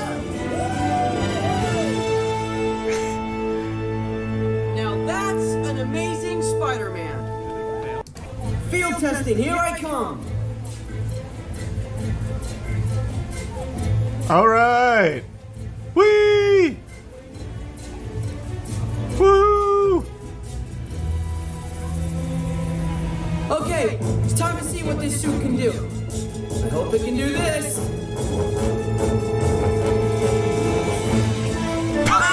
This is awesome!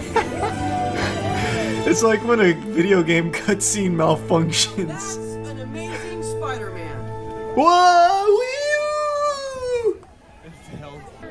I didn't see it. Yeah, because it didn't work. It just, from the start, it didn't work. That is hype. Wait, so how the fuck did it even malfunction like this?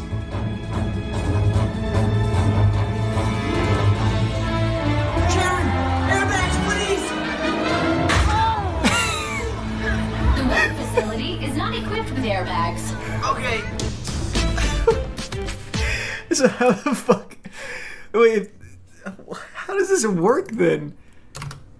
I'm so confused. It seems like it's gonna not work every fucking time.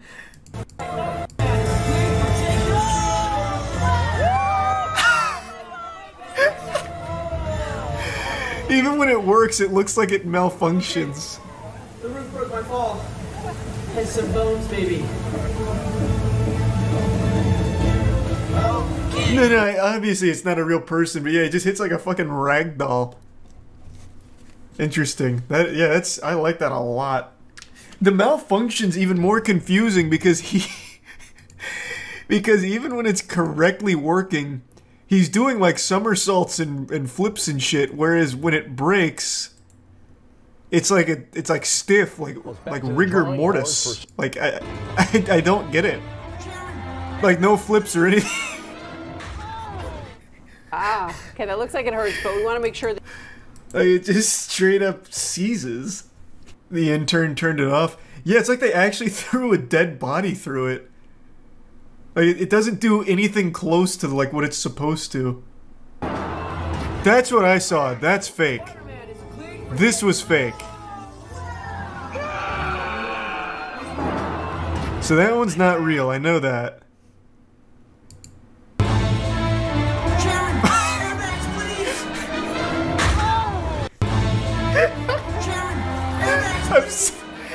I've seen it like 8 times now. That shit's so good. That one's real. I mean, that one was on the news and they had to shut it down. So that one's legitimate.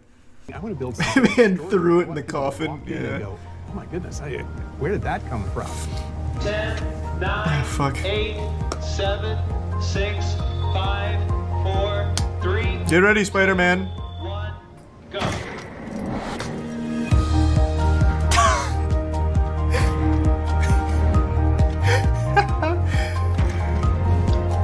Even when it works, it's still so fucking goofy. It's like something out of iRobot. I'm glad you hit a bird.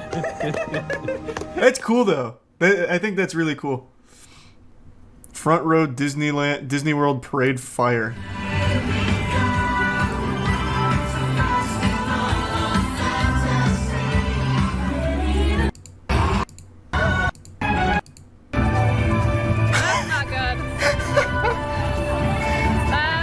Is it supposed to like shoot fire?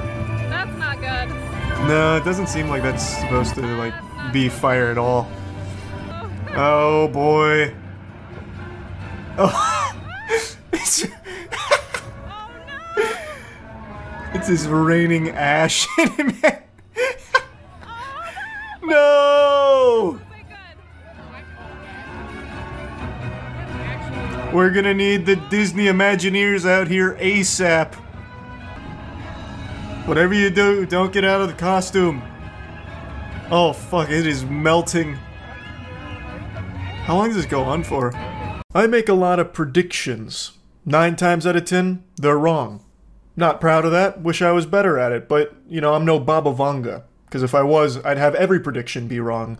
So, I'll take the occasional victory. And one thing that I predicted and have been proven right about time and time again over the years is that once you reach a certain level of status in any given industry, it is impossible to fail. You only fail upwards. Not exactly a prediction, more so just a hard truth where once you're an elite member of an industry, you can't get knocked down at all. It's impossible. It's like fucking Derek Zoolander, but instead of being unable to turn left, you're unable to go down. You're unable to like look downwards. You can only continue to fail going up the ladder. It's incomprehensible. It is a phenomenon that defies all logic. Why would someone who is bad at their job, a terrible leader that leads companies into financial ruin, just draining them of ham, like constantly just hemorrhaging money, bleeding out, why would that person continue to land new jobs in equal or higher power than their previous one? Anyone else who is bad at their job gets fired. They get let go. But not when you become like a CEO, a COO, or anything to that level. You just go to another company as a COO or a CEO. The perfect textbook example of this is still John Riccitiello.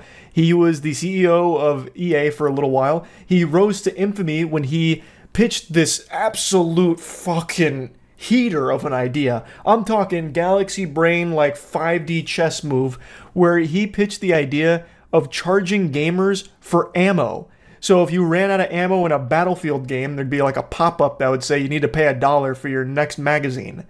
Like that was his idea. Like I don't think he was ever fully going to go through with that, but that was the example he gave on how you can constantly be like milking the titty of everyone who buys an EA product. He was too greedy for even EA, so he was let go and then landed a job at Unity. He became CEO of Unity, and I know you remember how disastrous that was because he nearly drove that company into the fucking ground. He nearly banished it to the Shadow Realm with how horrible his leadership was there. And there's plenty of examples of this. I still think he's the best. But why I'm talking about it today is because Disney just announced that it's looking at candidates for the CEO position since Bob is leaving again. And one of the people they're considering is the EA CEO, Andrew. They're looking at Andrew at EA. What in tarnation? Why on God's green earth would you be putting your peepers on Andrew Goober Wilson for the CEO position of Disney? EA has been one of the most consistently hated companies in the world for over a decade now. If Umbrella Corporation was a real entity, it would probably have a better reputation than EA currently does. It is a company that no one likes, except for shareholders. So Andrew Wilson has done a good job at EA for shareholders and nobody else. And you know what Disney really needs right now? Is a good reputation with anyone that's not a fucking shareholder, because people are getting really tired of what Disney's been shitting out. They have been pooping out slop, and a lot of people are tired of the stink. They're tired of smelling the shit. So Disney, I don't think, is needing an Andrew Wilson, cartoon villain here that's going to... Andrew Wilson, the reason why I said he's good for shareholders is because the EA price under him has raised pretty significantly. But I feel like Disney right now, what they really need is some slam dunks in products and properties that people really start to like again, because they are missing that entirely. Star Wars, for example. Holy Lord, what a fart in the wind. Most people don't care about Star Wars at all anymore. Most people roll their eyes when it comes to Star Wars. Like, look at Outlaws. That was an open world Star Wars game. Of course, it did have Ubisoft on there, so it was already doomed for mediocrity out the gate. But nobody was hyped for Star Wars Outlaws. Like, there was a time when Star Wars was a guaranteed home run. Now, most of them are flopping. At least from what I can tell, like the Acolyte, that was what, $230 million budget, and it raked in, according to the most recent financial reports that I can find online, $46 million. So it lost like a total of $180 million. Like, come on, let's put on our thinking caps right now. It's not an issue of, oh my God, we need to start figuring out ways to nickel and dime the remaining customers we have. The solution is, how do we start making quality products again that people actually want to watch or purchase or get engaged in? Like, grow up. Like, God, Jesus. Andrew Wilson is not the solution to that problem. Andrew Wilson is not the one that people are going to be like excited for at the helm of Disney.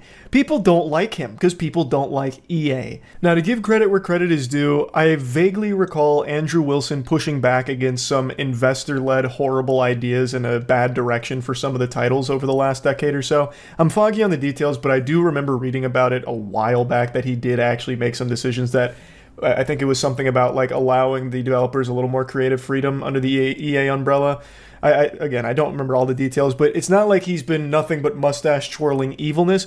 But first and foremost, Andrew Wilson's priority is not good games. Never has been. It's been figuring out the live service model, because I believe it's 71% of EA revenue comes from live service games.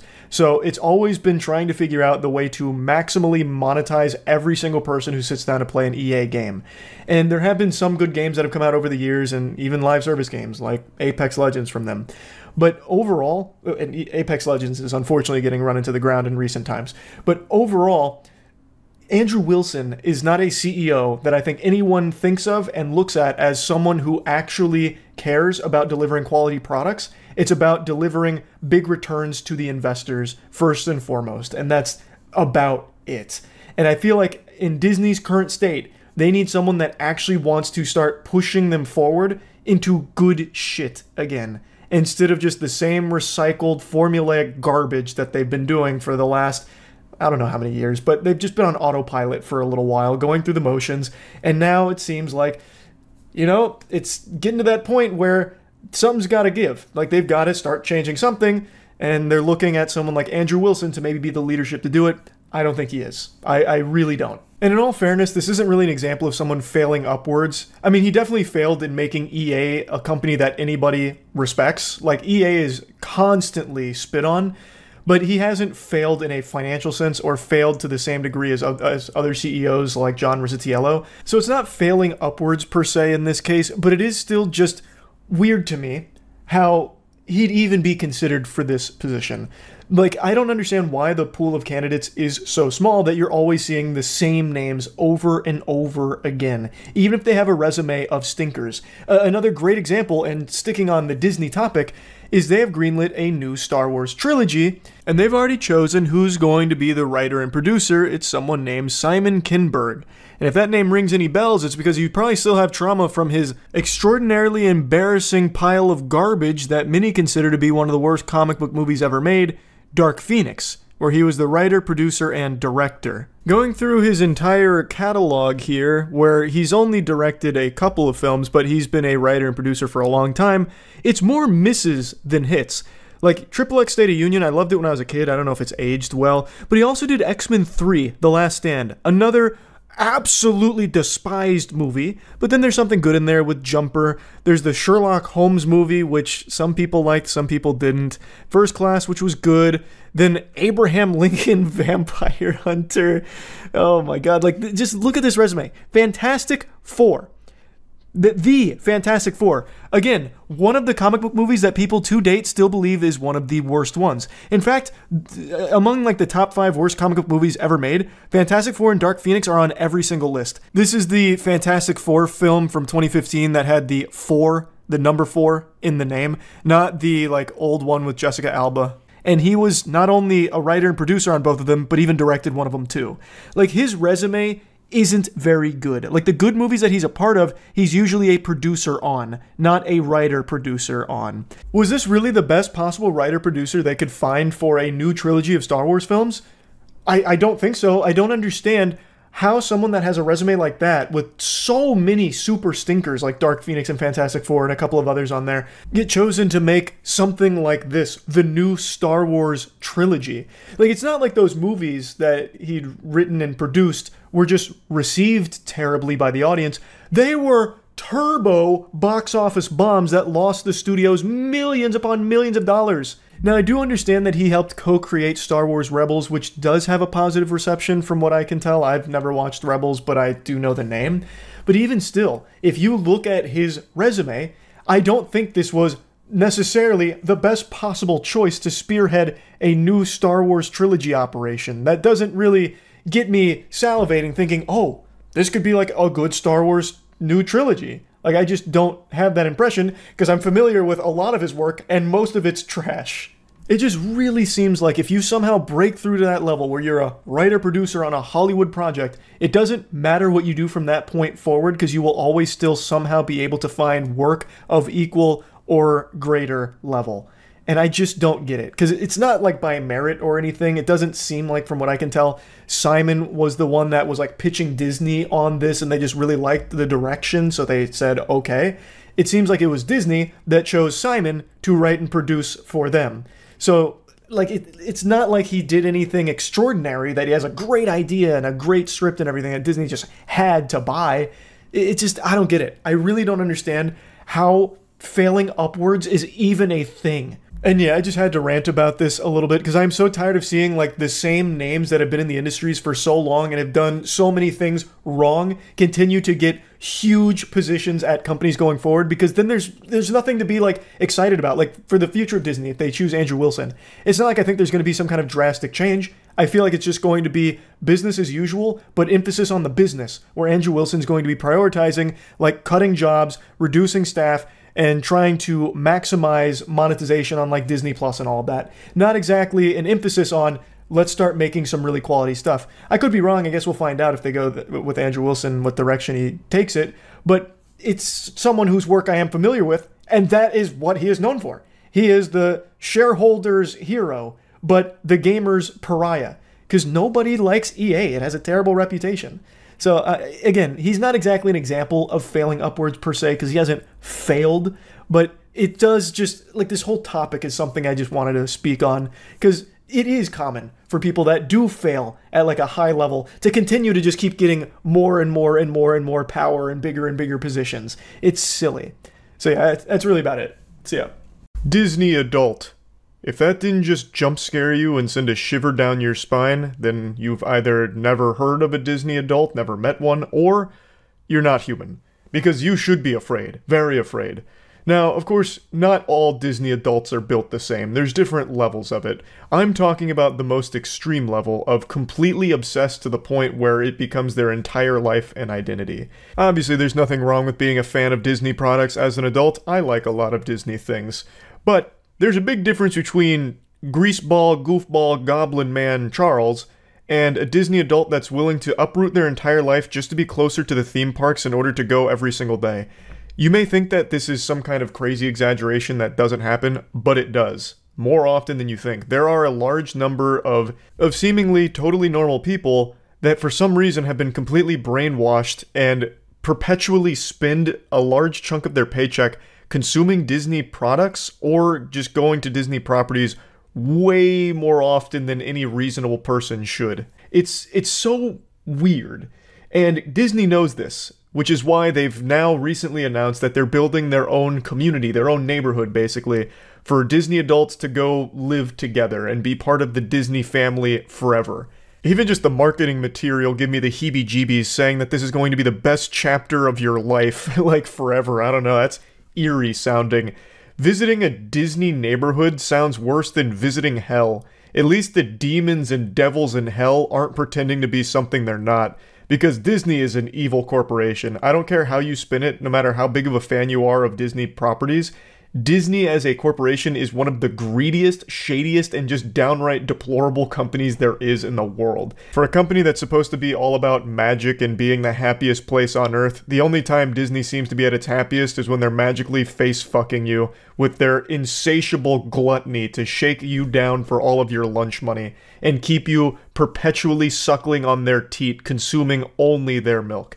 It is a scary company. I'm not here to really get into the weeds of all of the awful things Disney has done since its inception, but I do want to get into the weeds of the neighborhood here because I find this to just be like a dystopian idea where corporations like Disney are going to start building their own communities. In my opinion, it's just an alarming idea.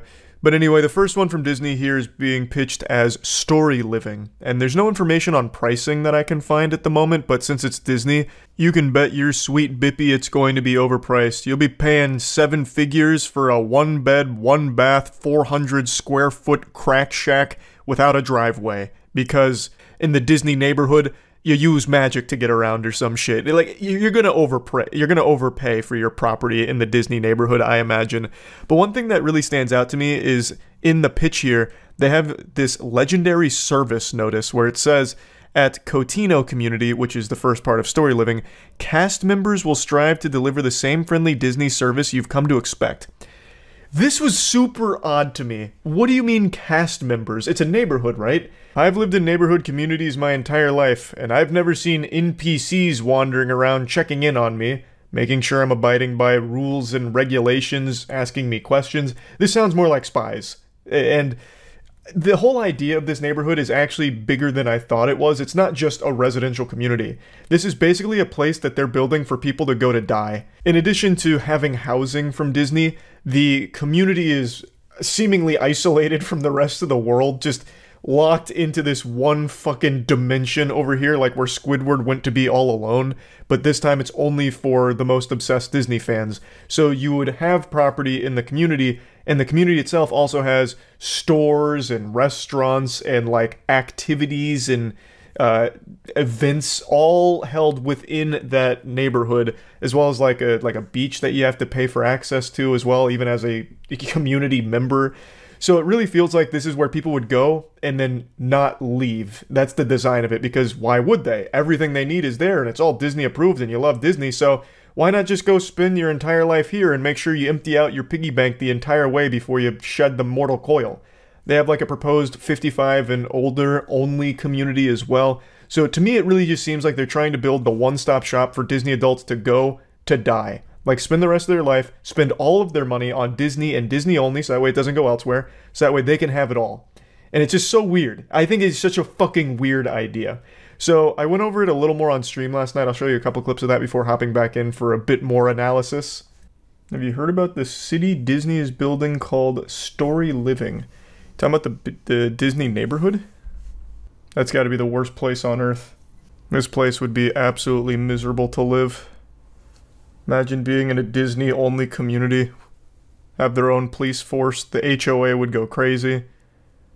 Smiles mandatory. If not, you get executed in the town square. I wonder if you're allowed to have Netflix there. Oh, no chance. That'd be a crime punishable by death in Disney Story Living or whatever. The housing's too expensive. No one's gonna buy these. You don't know Disney adults. Disney adults will actually trample each other just for the chance of living in a Disney neighborhood. Touched the hearts and minds of people around the world for nearly 100 years. Okay, and stop sucking your own dick. Just show me the neighborhood. By our world-class Disney cast. As Imagineers, story is at the heart of everything. I still think it's so cute they and call we love themselves bringing authentic Imagineers. places to life, to immerse you in the... This exciting new venture will enhance, extend, and strengthen the Disney brand by allowing us to bring the magic of Disney to places you may never have expected. Surveillance. We enhance the Disney brand by spying on you. We own you. You live in our neighborhoods and you are literally our property. Community is something truly special. We're exploring Nightmarish a variety of is the word I'd locations use. in the U.S. for our story living by Disney here in the community of Rancho Mirage. Just Is this like outside of Palm Springs, WandaVision? California. Kind of. And I'm excited to But announce that worse. our first Story Living by Disney community will be located in experienced home builders at each site who contribute their talents and expertise to each community. But yeah, that's the gist of it. It's not really like Celebration. This is legitimately a Disney neighborhood. And I imagine those houses are going to come pre-built with some kind of surveillance or data harvesting program. Charles, I noticed at approximately 8:45 p.m. this evening you weren't smiling. Is something the matter? Do we need to have you re-educated? Be happy or else. It's not even so much about be happy, it's more consume forever. Consume or else. Do we need to send the Imagine police to have a talk with you? Oh, the police won't be imaginary. Those aren't Imagineers in uniform, I'll tell you what. Disney's absolutely going to have like a paramilitary force. They are going to lock this shit down. You can get in, but not out. No, you can get out too the second you can't afford to live there anymore. Or if you make the mistake of trying to download a competing streaming service.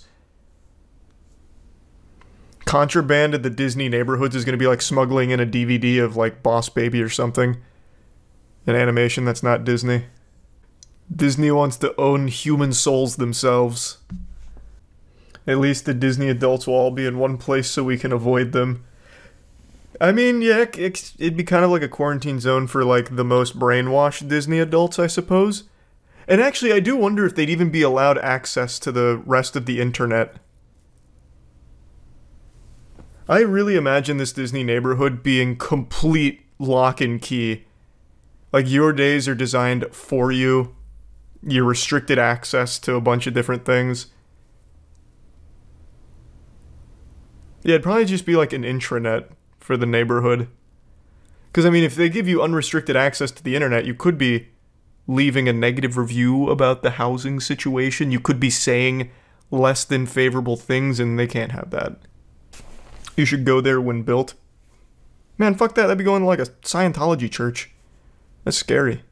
Let's go ahead and play around a little bit here, because I don't exactly know how this neighborhood's going to go, but knowing Disney, I think this could end up being like one of the most outrageously strict places on the planet. I really feel there's a non-zero chance that they will outright forbid anything that's not Disney or Disney adjacent. Like, they won't have direct competition. I wouldn't be surprised if you can't even Amazon Prime packages into your Disney neighborhood house. Like, they probably would just turn them away at the door or something. You can only order through Disney pre-approved services. I really think that that's not out of the realm of possibility, because it seems like they're going to really own this neighborhood. Everything is going to be Disney related. Like I said, the cast members thing really throws me for a wild loop, because that just seems like actual simulation cult shit to a certain degree, where you will be monitored. Like, it seems like it's going to be constant surveillance from the cast members on their community. I also do think there's a non-zero chance that there will be some expectations on their residents as part of like an HOA agreement where they'll attend Disney events or Disney hosted celebrations within the community and shit like that in order to get them active in the community or something, and they'll probably spin it as like, you gotta really embrace the magic. You're living in the Disney neighborhood, damn it, so come to all of our events. Why are you here if you don't want to be? You know, get over here, come to the events, in order to try and get them on the hook to start spending more money on Disney-related shit and continue the brainwashing. If you're already living in the Disney neighborhood, if you paid to be there, you're already pretty brainwashed, but this is like another level. This is a completely different level where you are just completely submerged in Disney and Disney only, cut off from the rest of the world. Also, worth noting real quick, Disney has tried something similar before with a place called Celebration, which is like, it's pretty similar to what they're pitching here with Story Living by Disney, but it completely failed. Celebration completely failed. it was a disaster for them, and I think they no longer have Celebration as like a Disney thing anymore. I'm not entirely sure, it's all kind of messy, but it was a failure on Disney's part to do this in the past. But they're trying again. They're saying, you know what about Second Breakfast? That was so good, I want to try it a second time. And they're going with story living this time. But they've broadened the scope, and they want to create all of these amenities for the neighborhood. And to me, it all just seems like control. Like, they just want to control all of your spending, then make sure it all goes back into Disney's pockets. This shit is scary. Also, I read something from Celebration back when it was still Disney's, where apparently the HOA was so fucking evil that they had some kind of clause where they could legally tell you that you have to get rid of your pets if they're deemed a nuisance or something. I only read a little bit about that from Google, so take that with a grain of salt. That could be all anecdotal and completely incorrect, but I wouldn't be surprised if Disney really did have something like that, and I wouldn't be surprised to have something like that in Story Living by Disney when they do build this. I really do think it'll probably be one of the most awful places to live, truly. Even as like a Disney adult, if you're a huge fan of Disney, I think living there would make you fucking hate Disney too. But yeah, anyway, I just wanted to talk about this a little bit. That's it. See ya. I've said for years now, one of the most evil companies on the planet is Disney. I imagine the board of directors is a who's who of supervillains. You probably got Mickey Mouse right next to Lucifer in that seat. It is always shocking to see just how low they'll stoop for the sake of a couple extra doubloons. They're like a real-world Umbrella Corp, but instead of manufacturing the T virus that turns people into zombies, they manufacture the D virus that turns people into Disney Defenders, where they'll always fight their PR battles for them and constantly empty their piggy bank for anything Disney slaps its fucking logo on. It's sickening, even when they are completely in the wrong. I've been following a story for the last couple days, and I imagine some of you have as well. It's a very sad story about a woman who had an allergic reaction and died after eating at a Disney Springs restaurant. And the holly jolly old assholes at Disney are arguing that because the husband signed up for a Disney Plus trial in 2019, he agreed to terms that would basically turn this lawsuit into toilet paper. To any sensible human being on the planet with a functioning frontal lobe, you're probably asking yourself, how does a Disney Plus trial at all have any grounds for this lawsuit when the allergic reaction happened at one of Disney's parks? It's not like his wife had an allergic reaction to the dog shit Disney Plus is feeding them. She passed away because of a complete failure from the restaurant. It is entirely their fault. So the couple chose to eat at a restaurant called Raglan Road Irish Pub, and they told the waiter that she had severe allergies to dairy and nuts, and she was unequivocally assured the food would be allergen-free, and they chose this restaurant because it is apparently very accommodating to people with allergies. So when the order arrived, there was no allergen-free flags, so they inquired again if it was allergen-free, and were once again assured that they were safe for her to consume. 45 minutes later, she had an allergic reaction. Even after administering an EpiPen, she had difficulty breathing, collapsed, and later passed away. And the husband is rightfully trying to sue Disney for this because it is a colossal fuck up here.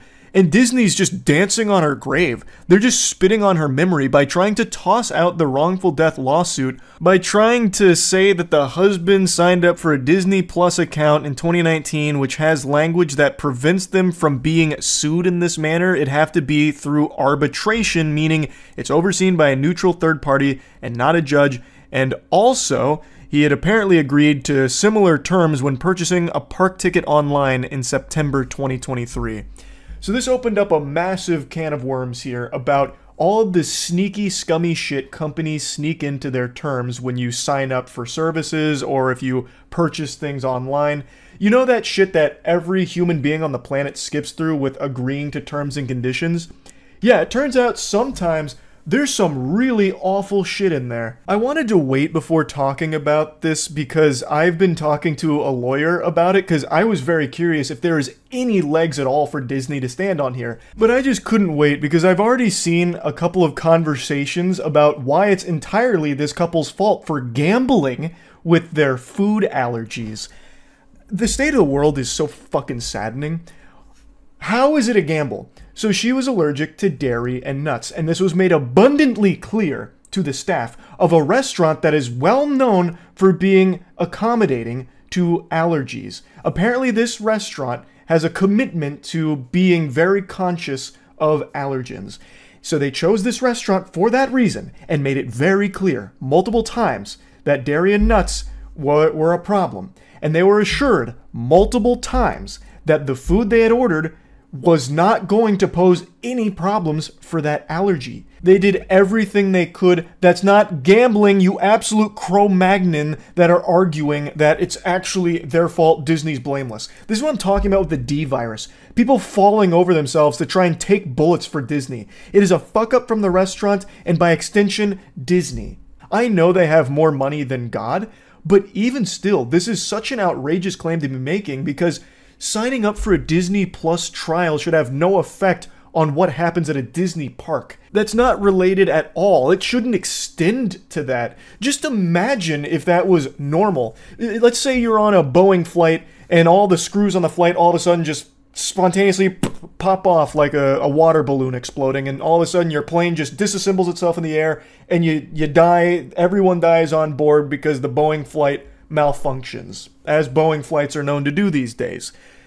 Well, what if Boeing said, that's a real shame about that, but, you know, we can't be held liable for this because every single one of them, when purchasing their tickets online, agreed that no matter what happens, it's going to have to go to arbitration, so sorry about that, but really condolences. I am super confident that wouldn't work. You can't just have this blanket statement of, whatever happens, not our fault, and you agreed to it. See, you said right here, doesn't matter, you're fucked. Like, that can't work. And from what I've heard from a couple of lawyers that have talked about it online, as well as a couple conversations I've had, this doesn't really protect Disney, but this has become so common in contracts as a way of trying to weasel big corporations out of liability. But it's still scary because it does give them some leverage to fight on. It gives them an angle, and with the amount of money they can pour into defending themselves, it's going to make it very hard for normal people to fight back, even when Disney is 100% responsible for the tragedy that occurred. But at least Disney's very apologetic here. We're deeply saddened by the family's loss and understand their grief. Given that this restaurant is neither owned nor operated by Disney, we are merely defending ourselves against the plaintiff's attorney's attempt to include us in their lawsuit against the restaurant. They're fundamentally going, oh, we don't know those guys. They just use our land. We're kind of just like a landlord. We are not associated with those scoundrels over there at all. No, not us. Nope. You're coming after the wrong guy, bub. Go after them. Not our fault. And if you do want to go after us, you can't really because your Disney Plus free trial from 2019. Did you forget about that? Eek, sorry. Now, the lawyer representing the family called it absurd and preposterous, saying that the case is based on the incredible argument that any person who signs up for an account, even free trials that are not extended beyond the trial period, will have forever waived the right to a jury trial, which is pure insanity. And they also argue that Mr. Piccolo, the husband, agreed to the terms of use for himself, but he's now acting on behalf of his late wife, who never agreed to the terms, which I think is a really strong point. I think the lawyer is right here. His wife never signed up for the Disney Plus trial, thus she shouldn't be subjected to the fucking shackle and chains that apparently every Disney Plus subscriber is now succumbed to. The lawyer then goes on to say, the notion that terms agreed to by a consumer when creating a Disney Plus free trial account would forever bar that consumer's right to a jury trial in any dispute with any Disney affiliate or subsidiary is so outrageously unreasonable and unfair as to shock the judicial conscience. It really is exceptionally evil, and from what I've read here, it's not exclusive to Disney. So apparently there was even a time where they were going to get close to protecting consumers from this kind of shit with like these arbitration clauses that get snuck into contracts that you sign up for unknowingly, because it is unreasonable to expect anyone to read all 65 pages of every terms and condition for every service you sign up for. There's no human being on the planet that has the chutzpah to sit through and read all of that. But apparently that ruling that was going to protect consumers got fucked in Congress. So it's just, corporations really do operate on a different level than everything and everyone else. So no matter how much they are pushed to stop this shady shit, they can always pay their way out of it so it never actually sees the light of day and they can continue to do the scummiest things. Another quote here is, most of the companies in the US require mandatory arbitration and allows them to, by and large, cut off much relief. Companies love it, but individuals who are harmed by these corporations really don't have any access to any form that would give them relief, as that's a real problem. It just limits consumers' options. It protects companies by fucking consumers in the face. The Supreme Court's view is if you don't like it, don't sign it. Which is a super easy position to have for all the troglodytes in Supreme Court, because they're so ancient and archaic that these geriatric fossils don't sign up for anything or any service because they don't even know what a goddamn computer is. They're still learning about that mystical, magical thing called the cyberspace and the internet.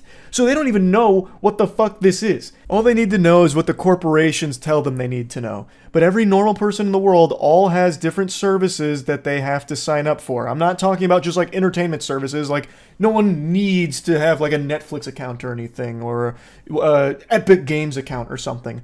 But even just like, I remember 10 years ago when I was in my apartment, there was an online sign-up I had to do that had pages upon pages upon pages of terms and conditions.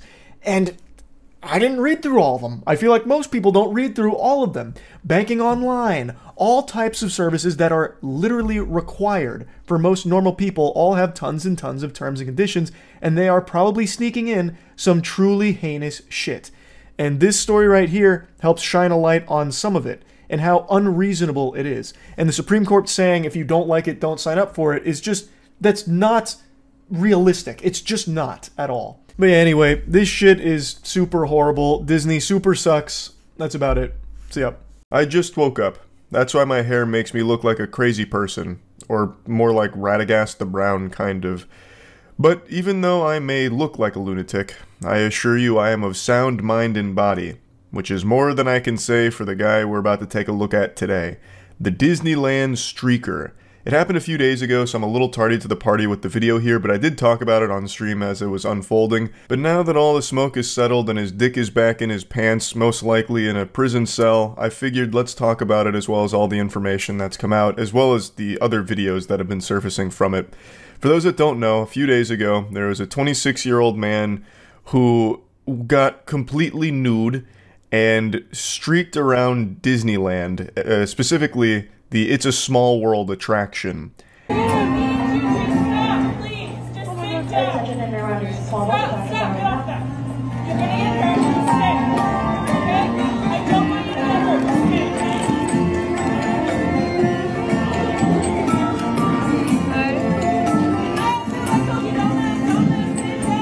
Now this is only act 1 of his performance. He begins with his boxers on at least, but shortly after this he does go whole hog out. Now this is the It's a Small World attraction. They are trying to inform riders, you know, like, don't panic, we've got an unidentified object entering into the fray here. This isn't part of your regularly scheduled Disney program. And he is out of it. His soul has left the shell. I think it's pretty clear he's under the influence of something, and I don't think it's alcohol. Most people are pointing to this being some kind of PCP event, which I think it very well could be. Of course, I'm not an expert, but all that's pretty clear is he was really feeling some type of way in the It's a Small World ride.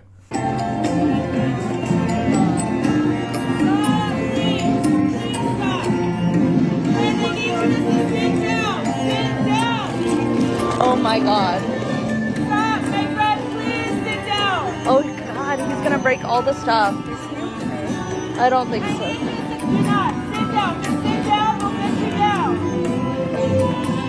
It seems like he's looking for something. Maybe looking for Walt Disney's cryosleep tube. I have no idea. He's gonna maybe try and bring him back from the dead. I couldn't tell you.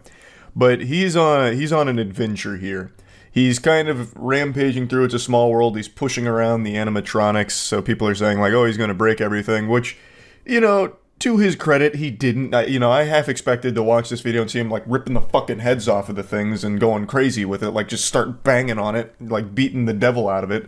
But he's just kind of wandering around on his own little journey through the cosmos in his mind. And then he starts crawling like Tommy Pickles. They should stop the music.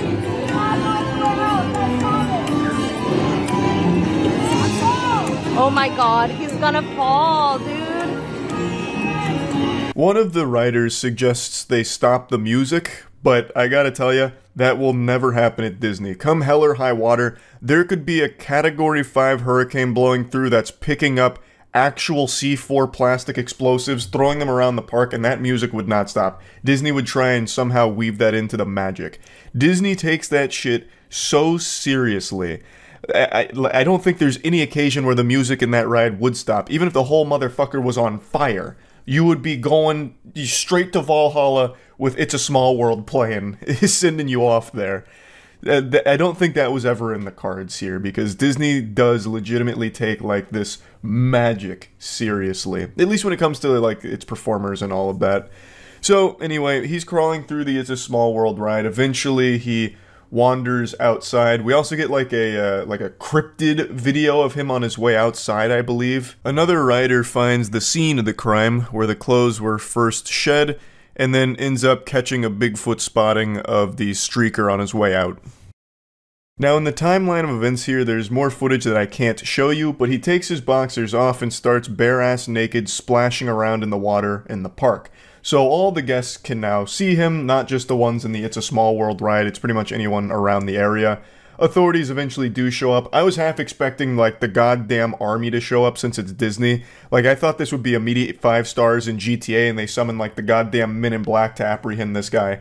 But it's just normal officers that show up, they handcuff him, and then they carry him out completely naked, walking by guests, and they have him like he's some kind of prized pig in like a contest. So they've just got him like hoisted up and they're carrying him out in front of all the guests. So there's a ton of footage of just the naked streaker being like paraded through the park, which is really shocking because in Disney World, where I live in Florida, apparently they have secret tunnels. So that way if there's like a crime or if someone needs to be escorted out, they do it through these secret tunnels so the guests are none the wiser. The guests don't ever get exposed to it.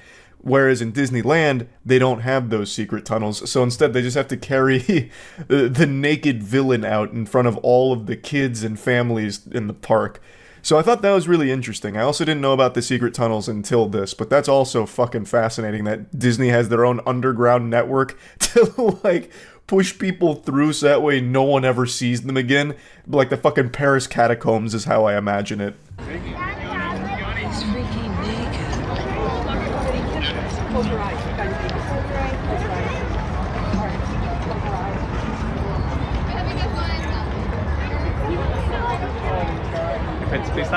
All right. Sorry. This is definitely not the fairy tale experience guests were expecting when they visited the park that day. I'm actually shocked that it went on as long as it did, to go from inside the ride in the boxers to then outside the ride completely naked. I thought Disney would start, like, arresting you and getting you out of the park if you even thought about doing something that goes against their rules. But this guy was around for quite a little while, it seems. There's more photos and videos of him than any of the Disney cast members and mascots that people take pictures with. So that's a pretty infamous photo now. More information has come out about him, so he's a 26-year-old. It has been confirmed he was under the influence of a controlled substance, which I think everybody could figure that out just doing the old eyeball test. It does seem like he's on some shit, and he was booked for 2 misdemeanors. I also imagine he will be on the sex offenders registry for this for the rest of his life, for obvious reasons. He went to a Disney theme park, which primarily has families that bring their kids, and he got naked and wandered around, splashed around. Clearly, he is going to end up on the sex offenders registry for that. They haven't disclosed which substance he was on, but I do think the working game theory that it was PCP is probably accurate, at least in... Whoa. Well, had quite a lot happen there. You're welcome for the beautiful mouth noises that were produced from that. A lot of phlegm in the back of my throat. But I do think PCP is probably correct. Not that I'm some kind of wizard that can identify exactly what he was on. I'm not exactly a connoisseur when it comes to PCP. But from all the videos that surface from time to time, it seems like the common thread is getting naked while on PCP. So, seems like that could probably be accurate here. Not that it really matters at the end of the day. It's a life-ruining moment for this individual. all because they decided to go to Disney and do some foul shit. So yeah, I just wanted to go over this a little bit because it is a pretty crazy story. That's about it. So yeah. The title is no exaggeration. I am likely the only man in the entire world who has a certain ultra-rare CD that you actually can't get anymore. It's an ancient artifact, a fucking treasure on the same scale as finding the City of Gold. It's like the Wu-Tang Clan album Once Upon a Time in Shaolin, the one that where they only made one and sold it for like $50 billion and then pharma douchebag Martin Shkreli bought it. But this is rarer than that. It's a true one-of-a-kind. The Smithsonian would love to get their hands on it, I'm sure, and I'm going to share it with all of you for free. It's the holy grail of music that all collectors would eat themselves to get their hands on. Bang. This is a banger that I brewed when I was only 11 years old. It is a Disney Quest original song from Charlie, young Charlie. It's called Let's Party, Party, Party Tonight. Now, if you listen to my streams at twitch.tv/moistcritical or watch the official podcast, you'll have heard me talk about this relic. This is from a place called Disney Quest. Disney Quest got torn down a few years ago to make a NBA condom store or something. Just some fucking garbage sports shop. But Disney Quest was once a prime arcade filled with cutting-edge technology straight from sci-fi movies, or at least that's how it appeared to a 11-year-old Charlie. This shit was mind-blowing, and they had a make-your-own-music area there. And in that area, I was able to craft this masterpiece, the Citizen's Kane of music. This is up there with some of Beethoven's best. This is up there with Mozart. Let me just go ahead and play the whole song for you, and then we can go ahead and reflect on the old lyrics inside.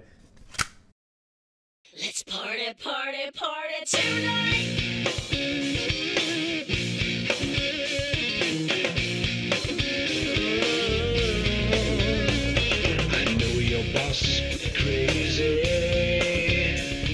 School's been getting you down. Let's go out for some sushi and bust that funky town. There'll be gourmet food and a DJ too. You're gonna feel brand new. Let's party, party, party tonight.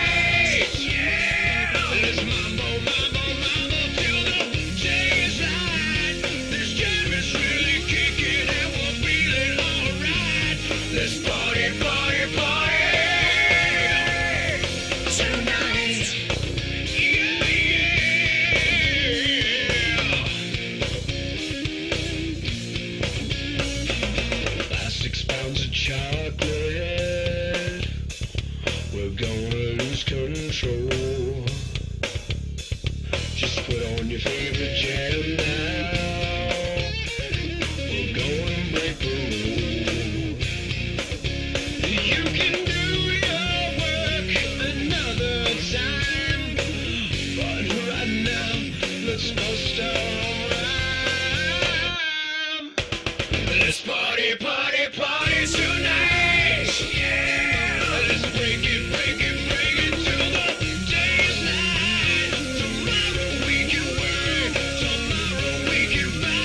Let's party, party, party tonight.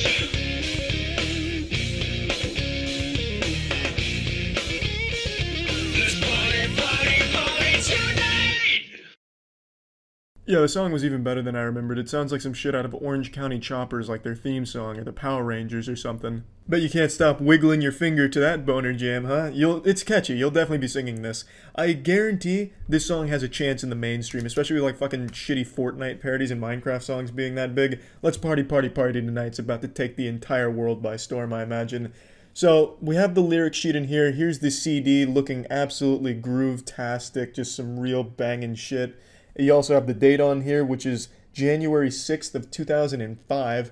Which is a little shameful because I thought I made this when I was like 6 years old, but I was 11, so I probably should have known better.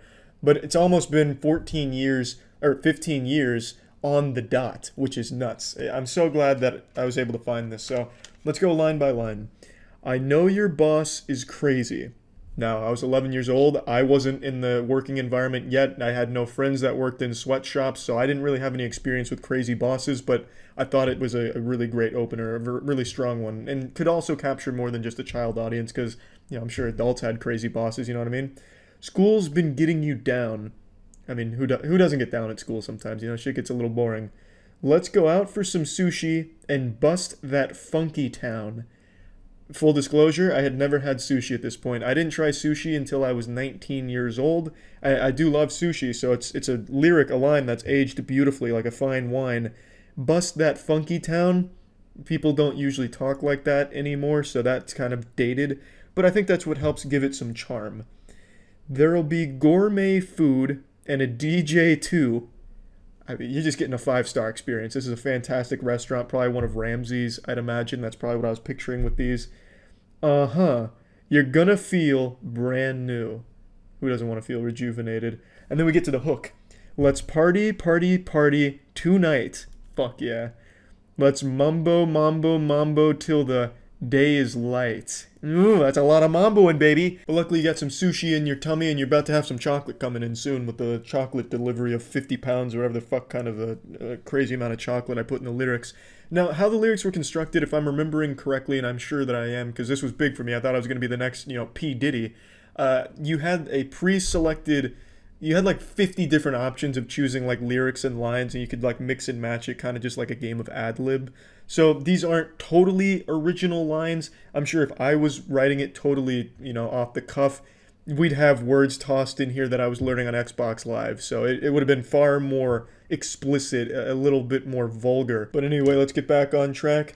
The jam is really kicking and we're feeling all right. I mean, that's an understatement. The jam is more than kicking. The jam is kicking, spitting, and shitting, baby. This is just a lit jam for sure. Let's party, party, party tonight. Yeah. Here we go. This is when it really gets nuts. Buy 6 pounds of chocolate. We're gonna lose control. That's an excessive amount of chocolate. That is more chocolate than an 11-year-old boy needs, even if he's throwing an entire party jam. You know what I mean? That's just too much, especially on top of some sushi in Funky Town. Like, there's a lot going on. It's a big sugar rush coming in. 6 pounds of chocolate, that's way too much for this little hootenanny here. Just put on your favorite jam now. We're gonna break parole. Now, that doesn't really make a whole lot of sense in retrospect, in hindsight.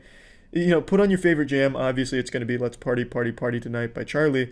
But we're gonna break parole? That just really doesn't make any sense. What kind of responsible parent's gonna let their kids around, you know, convicts on parole, you know what I mean? Like, and why would those convicts even want to be at this party full of children, sushi and chocolate? It just doesn't make any sense. That'd be a really weird party, and it'd just downright be unsafe. So that line, questionable at the very least. You can do your work another time, but right now, let's bust our own rhyme. Poetry. Absolute genius. That's golden. That's just fucking great. And then we wrap back around to the hook. We take her home. Let's party, party, party tonight. Let's break it, break it, break it till the day is light. What are we breaking? Fucking anything we can get our little snot-nosed hands on, I assure you. Shit's getting broken here. Tomorrow we can worry. Tomorrow we can fight. You know, what's more fun after a party than just getting into a giant fucking brawl, mosh pit? Let's party, party, party tonight. That is music. You can't find bangers like these in the modern music industry. This song may just sail up to the top of Billboard #1. I'm telling you, this could be the new Old Town Road. It has potential. Even if it did, I don't know who would be able to claim ownership, me or Disney Quest, Mickey Mouse, I don't fucking know. Walt Disney's corpse, he might be just revived, he just rise from the grave. I own Let's Party, Party, Party Tonight. I don't know how it would go. But god damn it, I'm so glad I found that. I've listened to it at least 10 times today. That shit gets me hype. It is a fantastic song. Timeless, even, I'd say. But anyway, just wanted to share that with you. That's it. See ya. Okay. Now I definitely want to do Defunctland, but I saw this earlier. Apparently he made something on Disney Quest. This tickled my nutsack real hard, because Disney Quest, I loved Disney Quest. I used to go to Disney Quest as often as my parents would let me. This was the fucking innovator of gaming. Like, this shit was so cool. It was a 5-story arcade just filled with chaos, prepubescent hormones throughout the air. Everyone just enjoying cutting edge technology. Like these goofy fucking games. It was so fun. So, I'll give you a brief lore update. Disney Quest was taken down in 2016. They demolished Disney Quest to put up a fucking NBA experience where you go and just play basketball, like you shoot 3-pointers. You pay $20 to shoot balls, and then it's a merch store, so you just get like NBA merch, and then you can shoot 3-pointers a little bit. It's fucking terrible. It's dog shit. I like basketball, but I don't know why I would pay fucking $20 to just shoot 3-pointers. It's dumb. But Disney Quest, in its death throes, like when it was on its way out, was one of the saddest places you could ever go. I went 5 months before it closed, and I didn't know it was on its way out. I went in late 2015, and it was fucking sad. Half of the games didn't work. There were actual shit stains all over the floor. It hadn't been cleaned in so long. There was only 4 employees that I could count on all 5 floors. It was absolutely disgusting. It was so sad to see it in that state, man. But I wish instead of demolishing it, they just upgraded it. Like, it's still such a good idea. A 5-story arcade is so cool. However, Disney Regional Entertainment was not even created until over a year after the GameWorks announcement. So did Disney copy the idea? It's certainly not the first time. Yeah, fuck yeah, they did. Under the it's Disney. CEO Michael Eisner. They'll steal shit. Who gives a fuck? Why? Out of all of the entertainment concepts That's what they do, baby. up in the 90s, these parks, the birthplace of let's party tonight. Yes. The locations hadn't even been announced. Fuck so why expand into an emerging? I still have that. Hold on. This is one of my prized treasures. Oh yeah. This is where it all began. The humble beginnings of Charles's music career, Disney Quest. Let's party tonight. Oh, it's so good. Buy 6 pounds of chocolate. We're gonna lose control. Yes, sir. And lose control we did. That place is fucking buried now. Play it? I don't have a CD player. I mean, I made a video with it. I can just play the excerpt, I guess. Oh, yeah.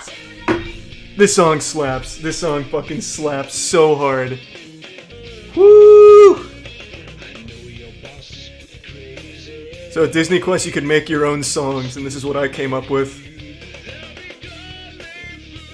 And a DJ too.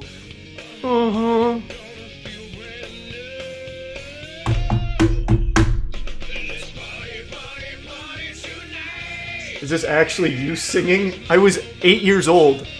Yes, it was me singing. Such a good song. I mean, that song is timeless. That's up there with the greats. Like the Bohemian Rhapsody for kids. God, what a good song. Thank you, Disney Quest. Sample it for a gentleman song? I actually wanted to. I still do. I wanted to turn it into a Doom-style song and come up with like a crazy, violent, hyper-hardcore, gory music video for it.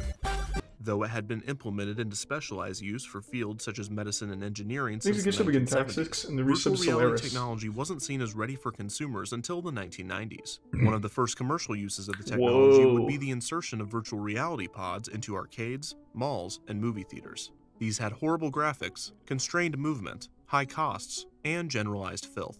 The system in one game so not much has changed. Around $50,000 to purchase. Take that, VR. Now, VR is kind of wacky these days, actually. That's just disingenuous. And $10 VR is fucking nuts. For inflation. By the late 90s, the future of the medium was bleak, but GameWorks, and therefore Disney, saw potential. And there was a lot of VR games at Disney Quest. Would be the main attractions of by that I mean 3. Complexes. There were 3. Disney Quest opened its doors on June 19th, 1998. There was little build-up to its debut, and the structure was nearly finished a year prior to its opening. When questioned in the months leading up to its opening, Levitt and other executives referred to that game sucked ass. Ultimate this game is dog shit. This was like the central focal point when you first enter Disney Quest. On the first floor you'd come in, this is the first thing you'd see. It's like this dog shit ass fucking pinball hockey hybrid game that is just completely rigged.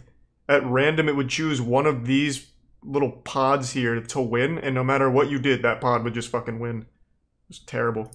Still, in the summer of 1998, a large crowd gathered to enter Disney Quest for the first time, not sure what to expect from the new experience. Hello, I'm Michael Eisner.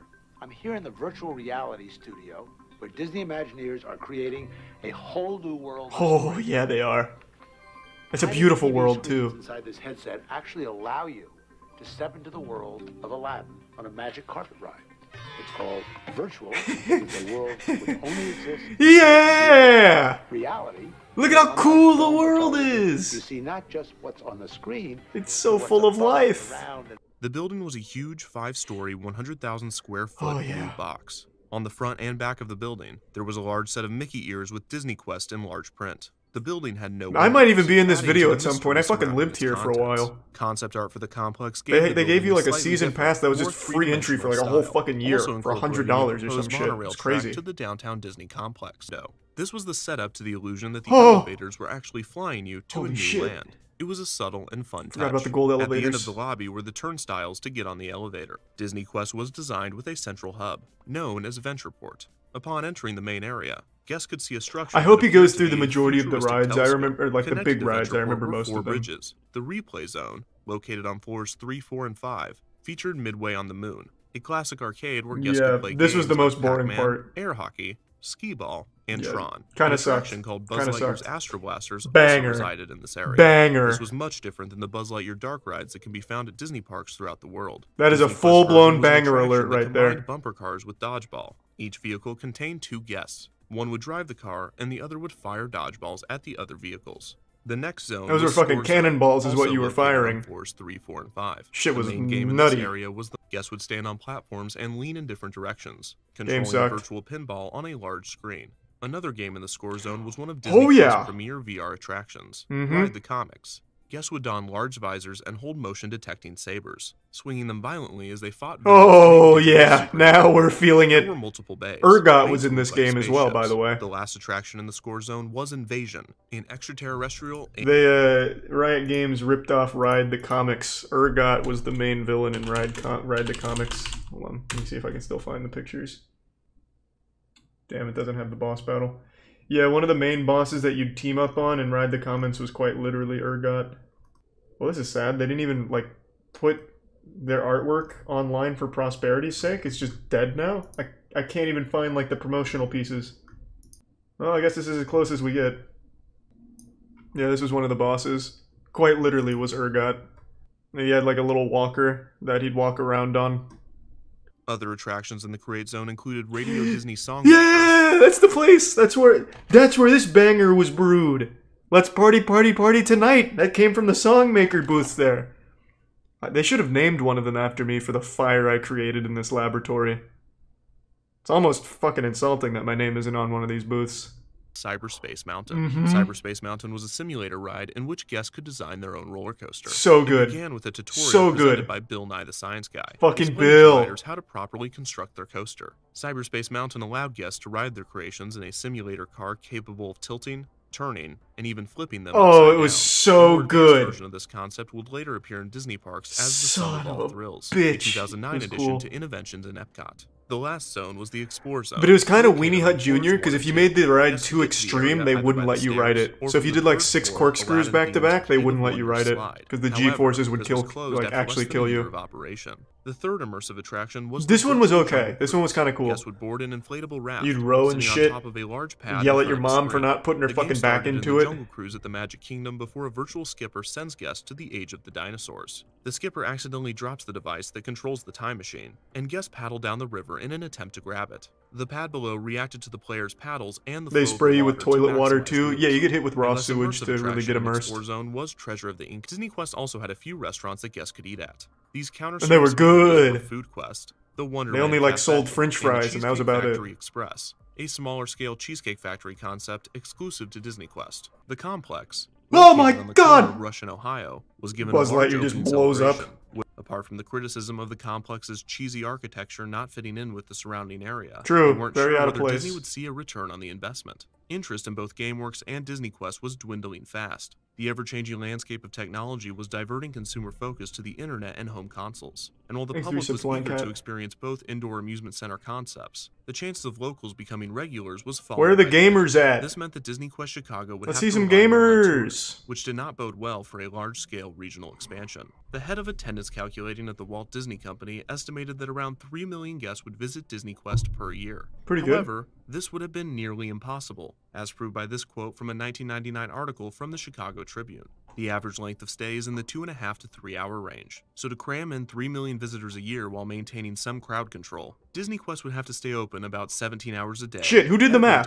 Redditor? At full capacity. No, they killed Disney Quest. No one had with learned math. anything from the opening of Club Disney. In late 2000, both Disney Quest Orlando and Disney Quest Chicago received a brand new attraction. Hercules in the Underworld was replaced by Pirates of the Caribbean Battle. This was a much better version, which featured large screens surrounding a miniature pirate ship that guests. This one was cool. Each player would have a physical cannon that would fire digital cannonballs at enemy ships. Guests playing the game would have to defeat the Jolly Roger, which was not an easy task, and the majority of players would lose the game, with their boats sinking. Yeah, this game was hard as fuck. This was like the Dark Souls of dead VR games. Games were designed by Randy Posh. On top of this, reviews of the Chicago location had not been stellar. The lines were long, the price of admission, $16 for 2.5 hours of games, was too expensive for That's many, and the pretty complex good, did not to be deliver the Disney fair. magic that the theme parks could. The Disney old Quest magical Orlando Disney probably Quest? resorbed I mean, well, shit. but Disney Quest Chicago, however, 2016 came and went, with Disney Quest staying open the entire year. Really? Wait, It would what? be until January 30th, 2017 that Disney would announce that Disney Quest's final day was to be July 2nd.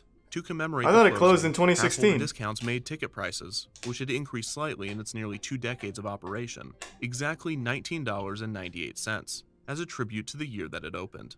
After 19 years of operation, Disney Quest closed its doors. The building sat abandoned for 1 month, until demolition began in August. Oh. Construction has begun on the NBA Experience, Ugh. which is set to open in the summer of 2019. And it sucks. The It's closure of Disney trash. Quest Orlando, Garbage. along with the recent I don't care what anyone says. Disney Quest? Fucking paradise. That place was incredible. Except if you went there as an adult in like 2015, because that shit was just sad. I have a friend named Jackson. Some of you know him from the official podcast, and Jackson is visiting from Australia for the next 10 days. And like most grisly, hard-working men, Jackson has a hobby. Some men's hobby includes watching football and titties, drinking beer from a boot up their ass. Jackson's hobby is a little bit more innocent. Jackson enjoys the simple pleasures of building Lego Star Wars sets. So naturally, one of the first places I wanted to take him was the place where dreams come true, Legoland. I'd only ever been to the park one time, and I didn't really enjoy it when I was a toddler. I just kind of viewed it as Disney World's disappointing brother who was addicted to meth. But I was going in with an open mind and open ass this time around, really ready to take in just the Lego joy, and give Jackson a day that he will always look back on fondly with a wet spot in his pants. So let me show you the journey through Legoland. We fucking made it, boys! Now the first thing that we all took note of and were all surprised about was that the park was predominantly filled with children. Based on the way Jackson always talks about Lego Star Wars and the building process, I was expecting the park to be filled with MIT graduates and full-blown architects. Does it smell like real Lego? Does not smell authentic. It smells like Le Pen. Oh god, they've had us yet again. Where did those come from, Jackson? Yeah, can you trace the origin of the Lego bricks? The child labor factories? Smells like an 1886 yellow brick designed by George Lego himself. I'd like to just call attention to Jackson's hat. This is a hat we found in the park. It says best day ever, and it's not kidding. In fact, I think it's underselling it. This is a day none of us will soon forget. It was quite the adventure. But then we have to carry it around everywhere. We could drive it around. We can drive it. It's child-sized. Yeah. You'll fit in. You build your own motor. It's like a landfill of Legos. There's so much disease in there that you're touching. Just run your hands through it. Alright. Oh, yeah. Oh, that's nice. These are the ultra rares. Ooh. ASMR Legos. The forgotten pieces. My god. It's a bucket of trash. After rummaging through various Lego stores, and after Jackson's shock and awe and jubilation wore down a bit and simmered, we realized that we had come in time for one of the world's best and most famous water shows, the Brickbeard's Assault. I can't quite remember the exact name, but it's basically, in essence, a tyrannical, menacing pirate named Brickbeard has just raped and pillaged the good towns across Brickwater, and now it's up to us, the audience, to go in there and stop him and put an end to this evil reign of his. And it was quite the show. I'll show you some of that. And it's honestly a shame that Brickbeard isn't a more well-known name. I know everyone's heard of Shamu from SeaWorld, but I can't even believe that people aren't talking about Brickbeard constantly or begging for a Brickbeard feature-length film. You know, you have the Lego movie, Lego Batman, but where's Brickbeard? Far, far away. That's Brickbeard, Jackson. No, that's his dad. Brickbeard Senior. Good lord, Brickbeard's going for it. Don't do it. Oh God, no. They need volunteers, Jackson. You can fight Brickbeard. Let me fight Brickbeard.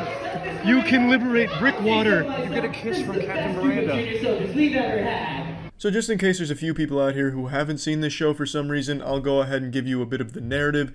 So Brickwater has been subject to the unbelievably hostile reign of Brickbeard. And the things he's done to them is just reprehensible. We damn near lost an audience member to Brickbeard with a public beheading.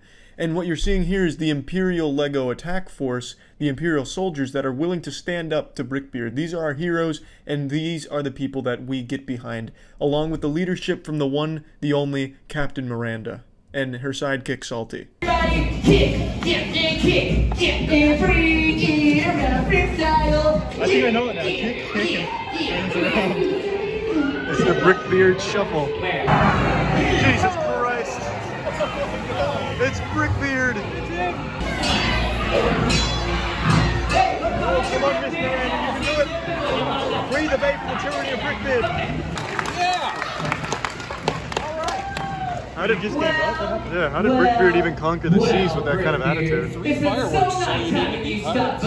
Luckily, we were able to emerge triumphant here in the battle against Brickbeard, and it was entirely due to the incredible leadership of Captain Miranda and the tenacity of the 7 of us who went. I think if we weren't in the audience there, this could have turned out very differently and far worse for the harbor and the people of Brickwater. So, luckily we attended the 12:15 show and pretty much saved the day. After we defeated the Scourge of the Sea, we walked around the park a little bit, some more photos of course, because this is a very special day for Jackson. We toured some of the miniature areas filled with Legos, to which Jackson couldn't believe the craftsmanship of the master builders on the premises.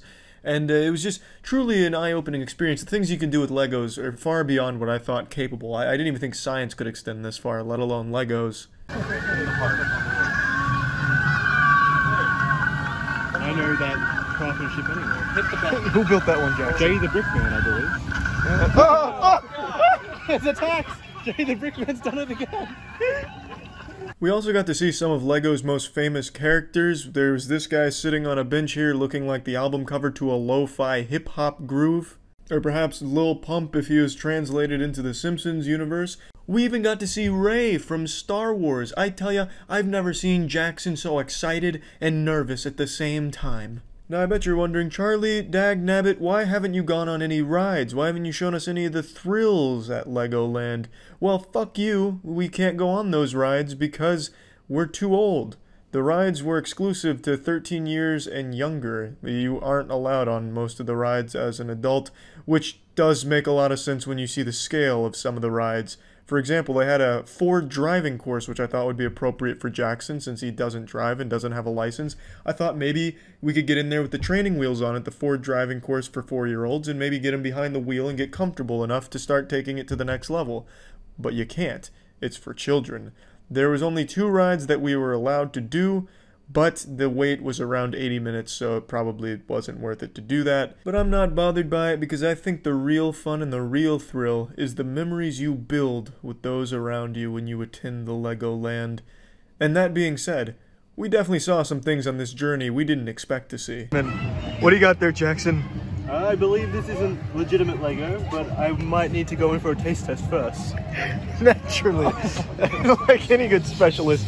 And it wasn't just Jackson having all the fun. Even Andrew got to meet one of his heroes at Legoland. Alright, Charlie. How's your Legoland experience? Beyond words. I'm still rattled from Brickbeard. You're doing so good, Jackson. I've been practicing. Oh, look at these fine master builder hands. That's the best J I've ever seen. Look at that technique. You want color cooperation? Oh no, everyone, it's too rectangular. I need another 6-piece, anyone? I need the perfect length. All in all, I'd say the adventures we shared at Legoland will last a lifetime, and I think it's very clear now why Legoland has earned its title as the happiest place on Earth.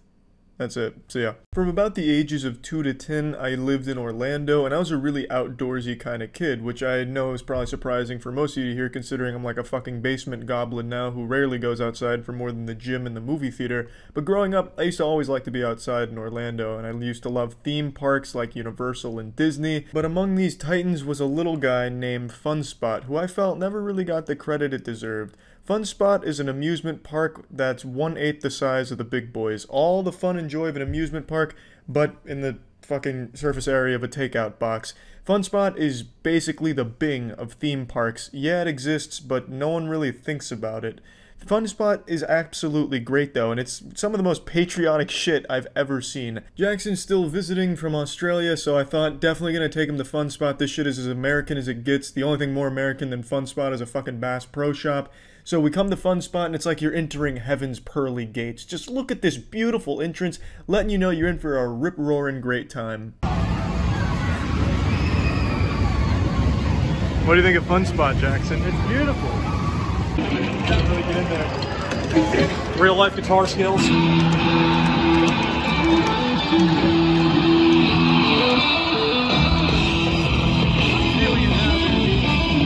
This is putting a little cream in your jeans, I bet. Hadn't seen Guitar Hero since I was in fucking high school, but was still able to crank out some incredible combos on expert mode. I can't let the audio of the song play much longer because I don't want to get a copyright strike here, but I'd like to point out that this Guitar Hero controller is extremely fucked up. It's like Thor's hammer. It's extremely heavy. I don't know what it's made out of, adamantium or some shit, but it's super heavy. The buttons are extremely sticky. I felt like I was playing the game in slow motion there. The buttons were covered in fucking maple syrup. And also when you're strumming, the strumming feels like you're trying to start a fire between two bricks. It is extremely hard, but I was still able to do decently on expert. Andrew damn near full comboed the bitch, but he plays guitar in real life, so obviously that's going to translate here. Also, a lot of the audio that I filmed is unusable yet again because walking around Fun Spot sounds like you're walking through a park in Roller Coaster Tycoon, just constant screaming and hollering, which is great because that's what Fun Spot's all about, the thrills and the joy.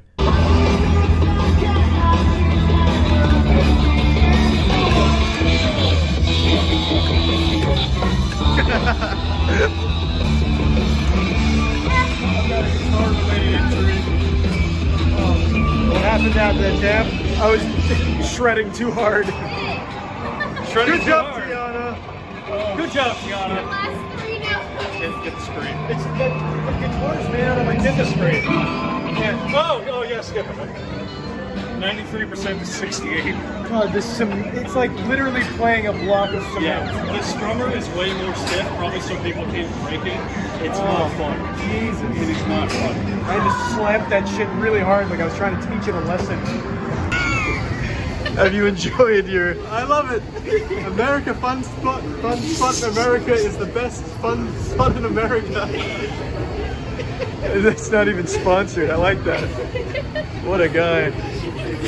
After Jackson picked out his favorite United States of America hat, we decided to walk around for a bit and decided not to go on any of the go-karting tracks or roller coasters and instead settled on the most important attraction at Fun Spot, perhaps the most important attraction across all of theme parks, the American Funhouse. The America experience condensed into a short 3-minute walk-through wacky adventure.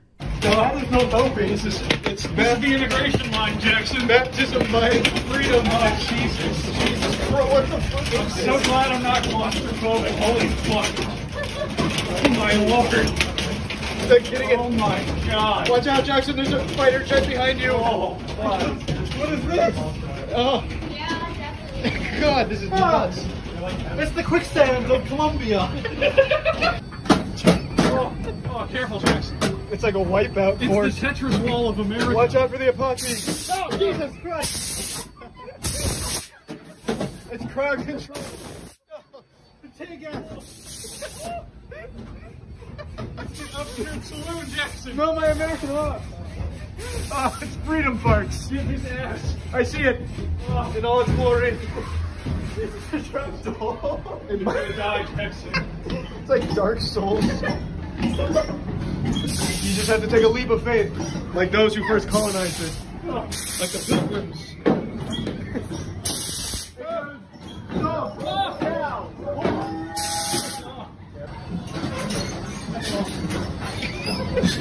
Jackson, look out, it's free healthcare way. Oh. Be careful, Jackson. Jackson, do you have insurance? What is this?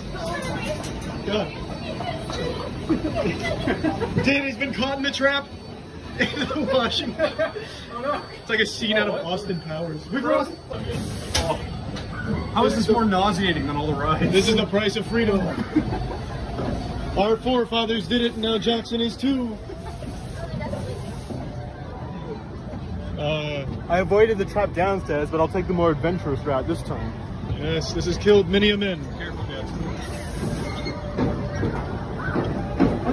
He's done the impossible. Where's my citizenship? Freedom, Jackson. It's the slide of broken backs. That's what that is. All right, we'll go one at a time. Don't kill. I'm not doing that. I'm taking the stairs. Well, someone's got to do this. You do it. All right, let's do it. Oh, there it is. Tell us if freedom rings. Yeah, baby. She's going to plow into a child at the bottom. Just her body, but without the head. Yeah. X, I'm taking the stairs. Yeah. Oh, yeah, fuck that. The Great Hurricanes. That's the Vortex.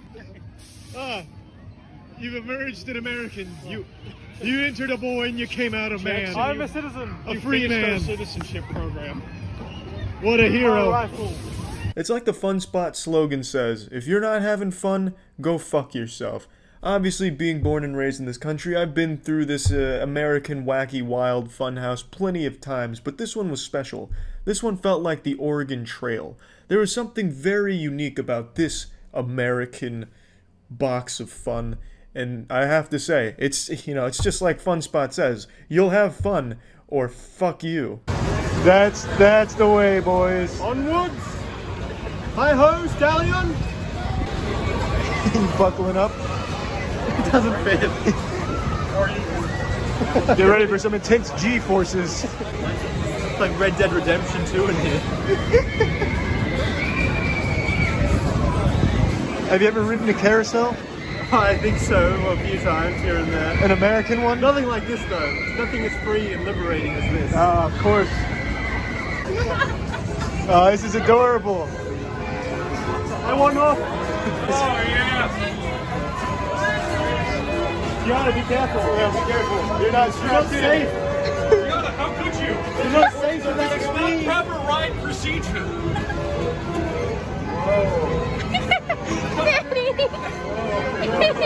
I swear to God, there is nothing more American than riding a dirty, filthy carousel with some 4-year-old shit streaks run across the back of the horse. That is what I needed to show Jackson, and I was happy Fun Spot was able to accommodate with perhaps one of the most patriotic carousels, merry-go-rounds, I have ever seen in all of my days. Jackson, do you want a photo with Freedom Flyer? Everyone's favorite Avenger? Freedom Flyer. First taste of American freedom.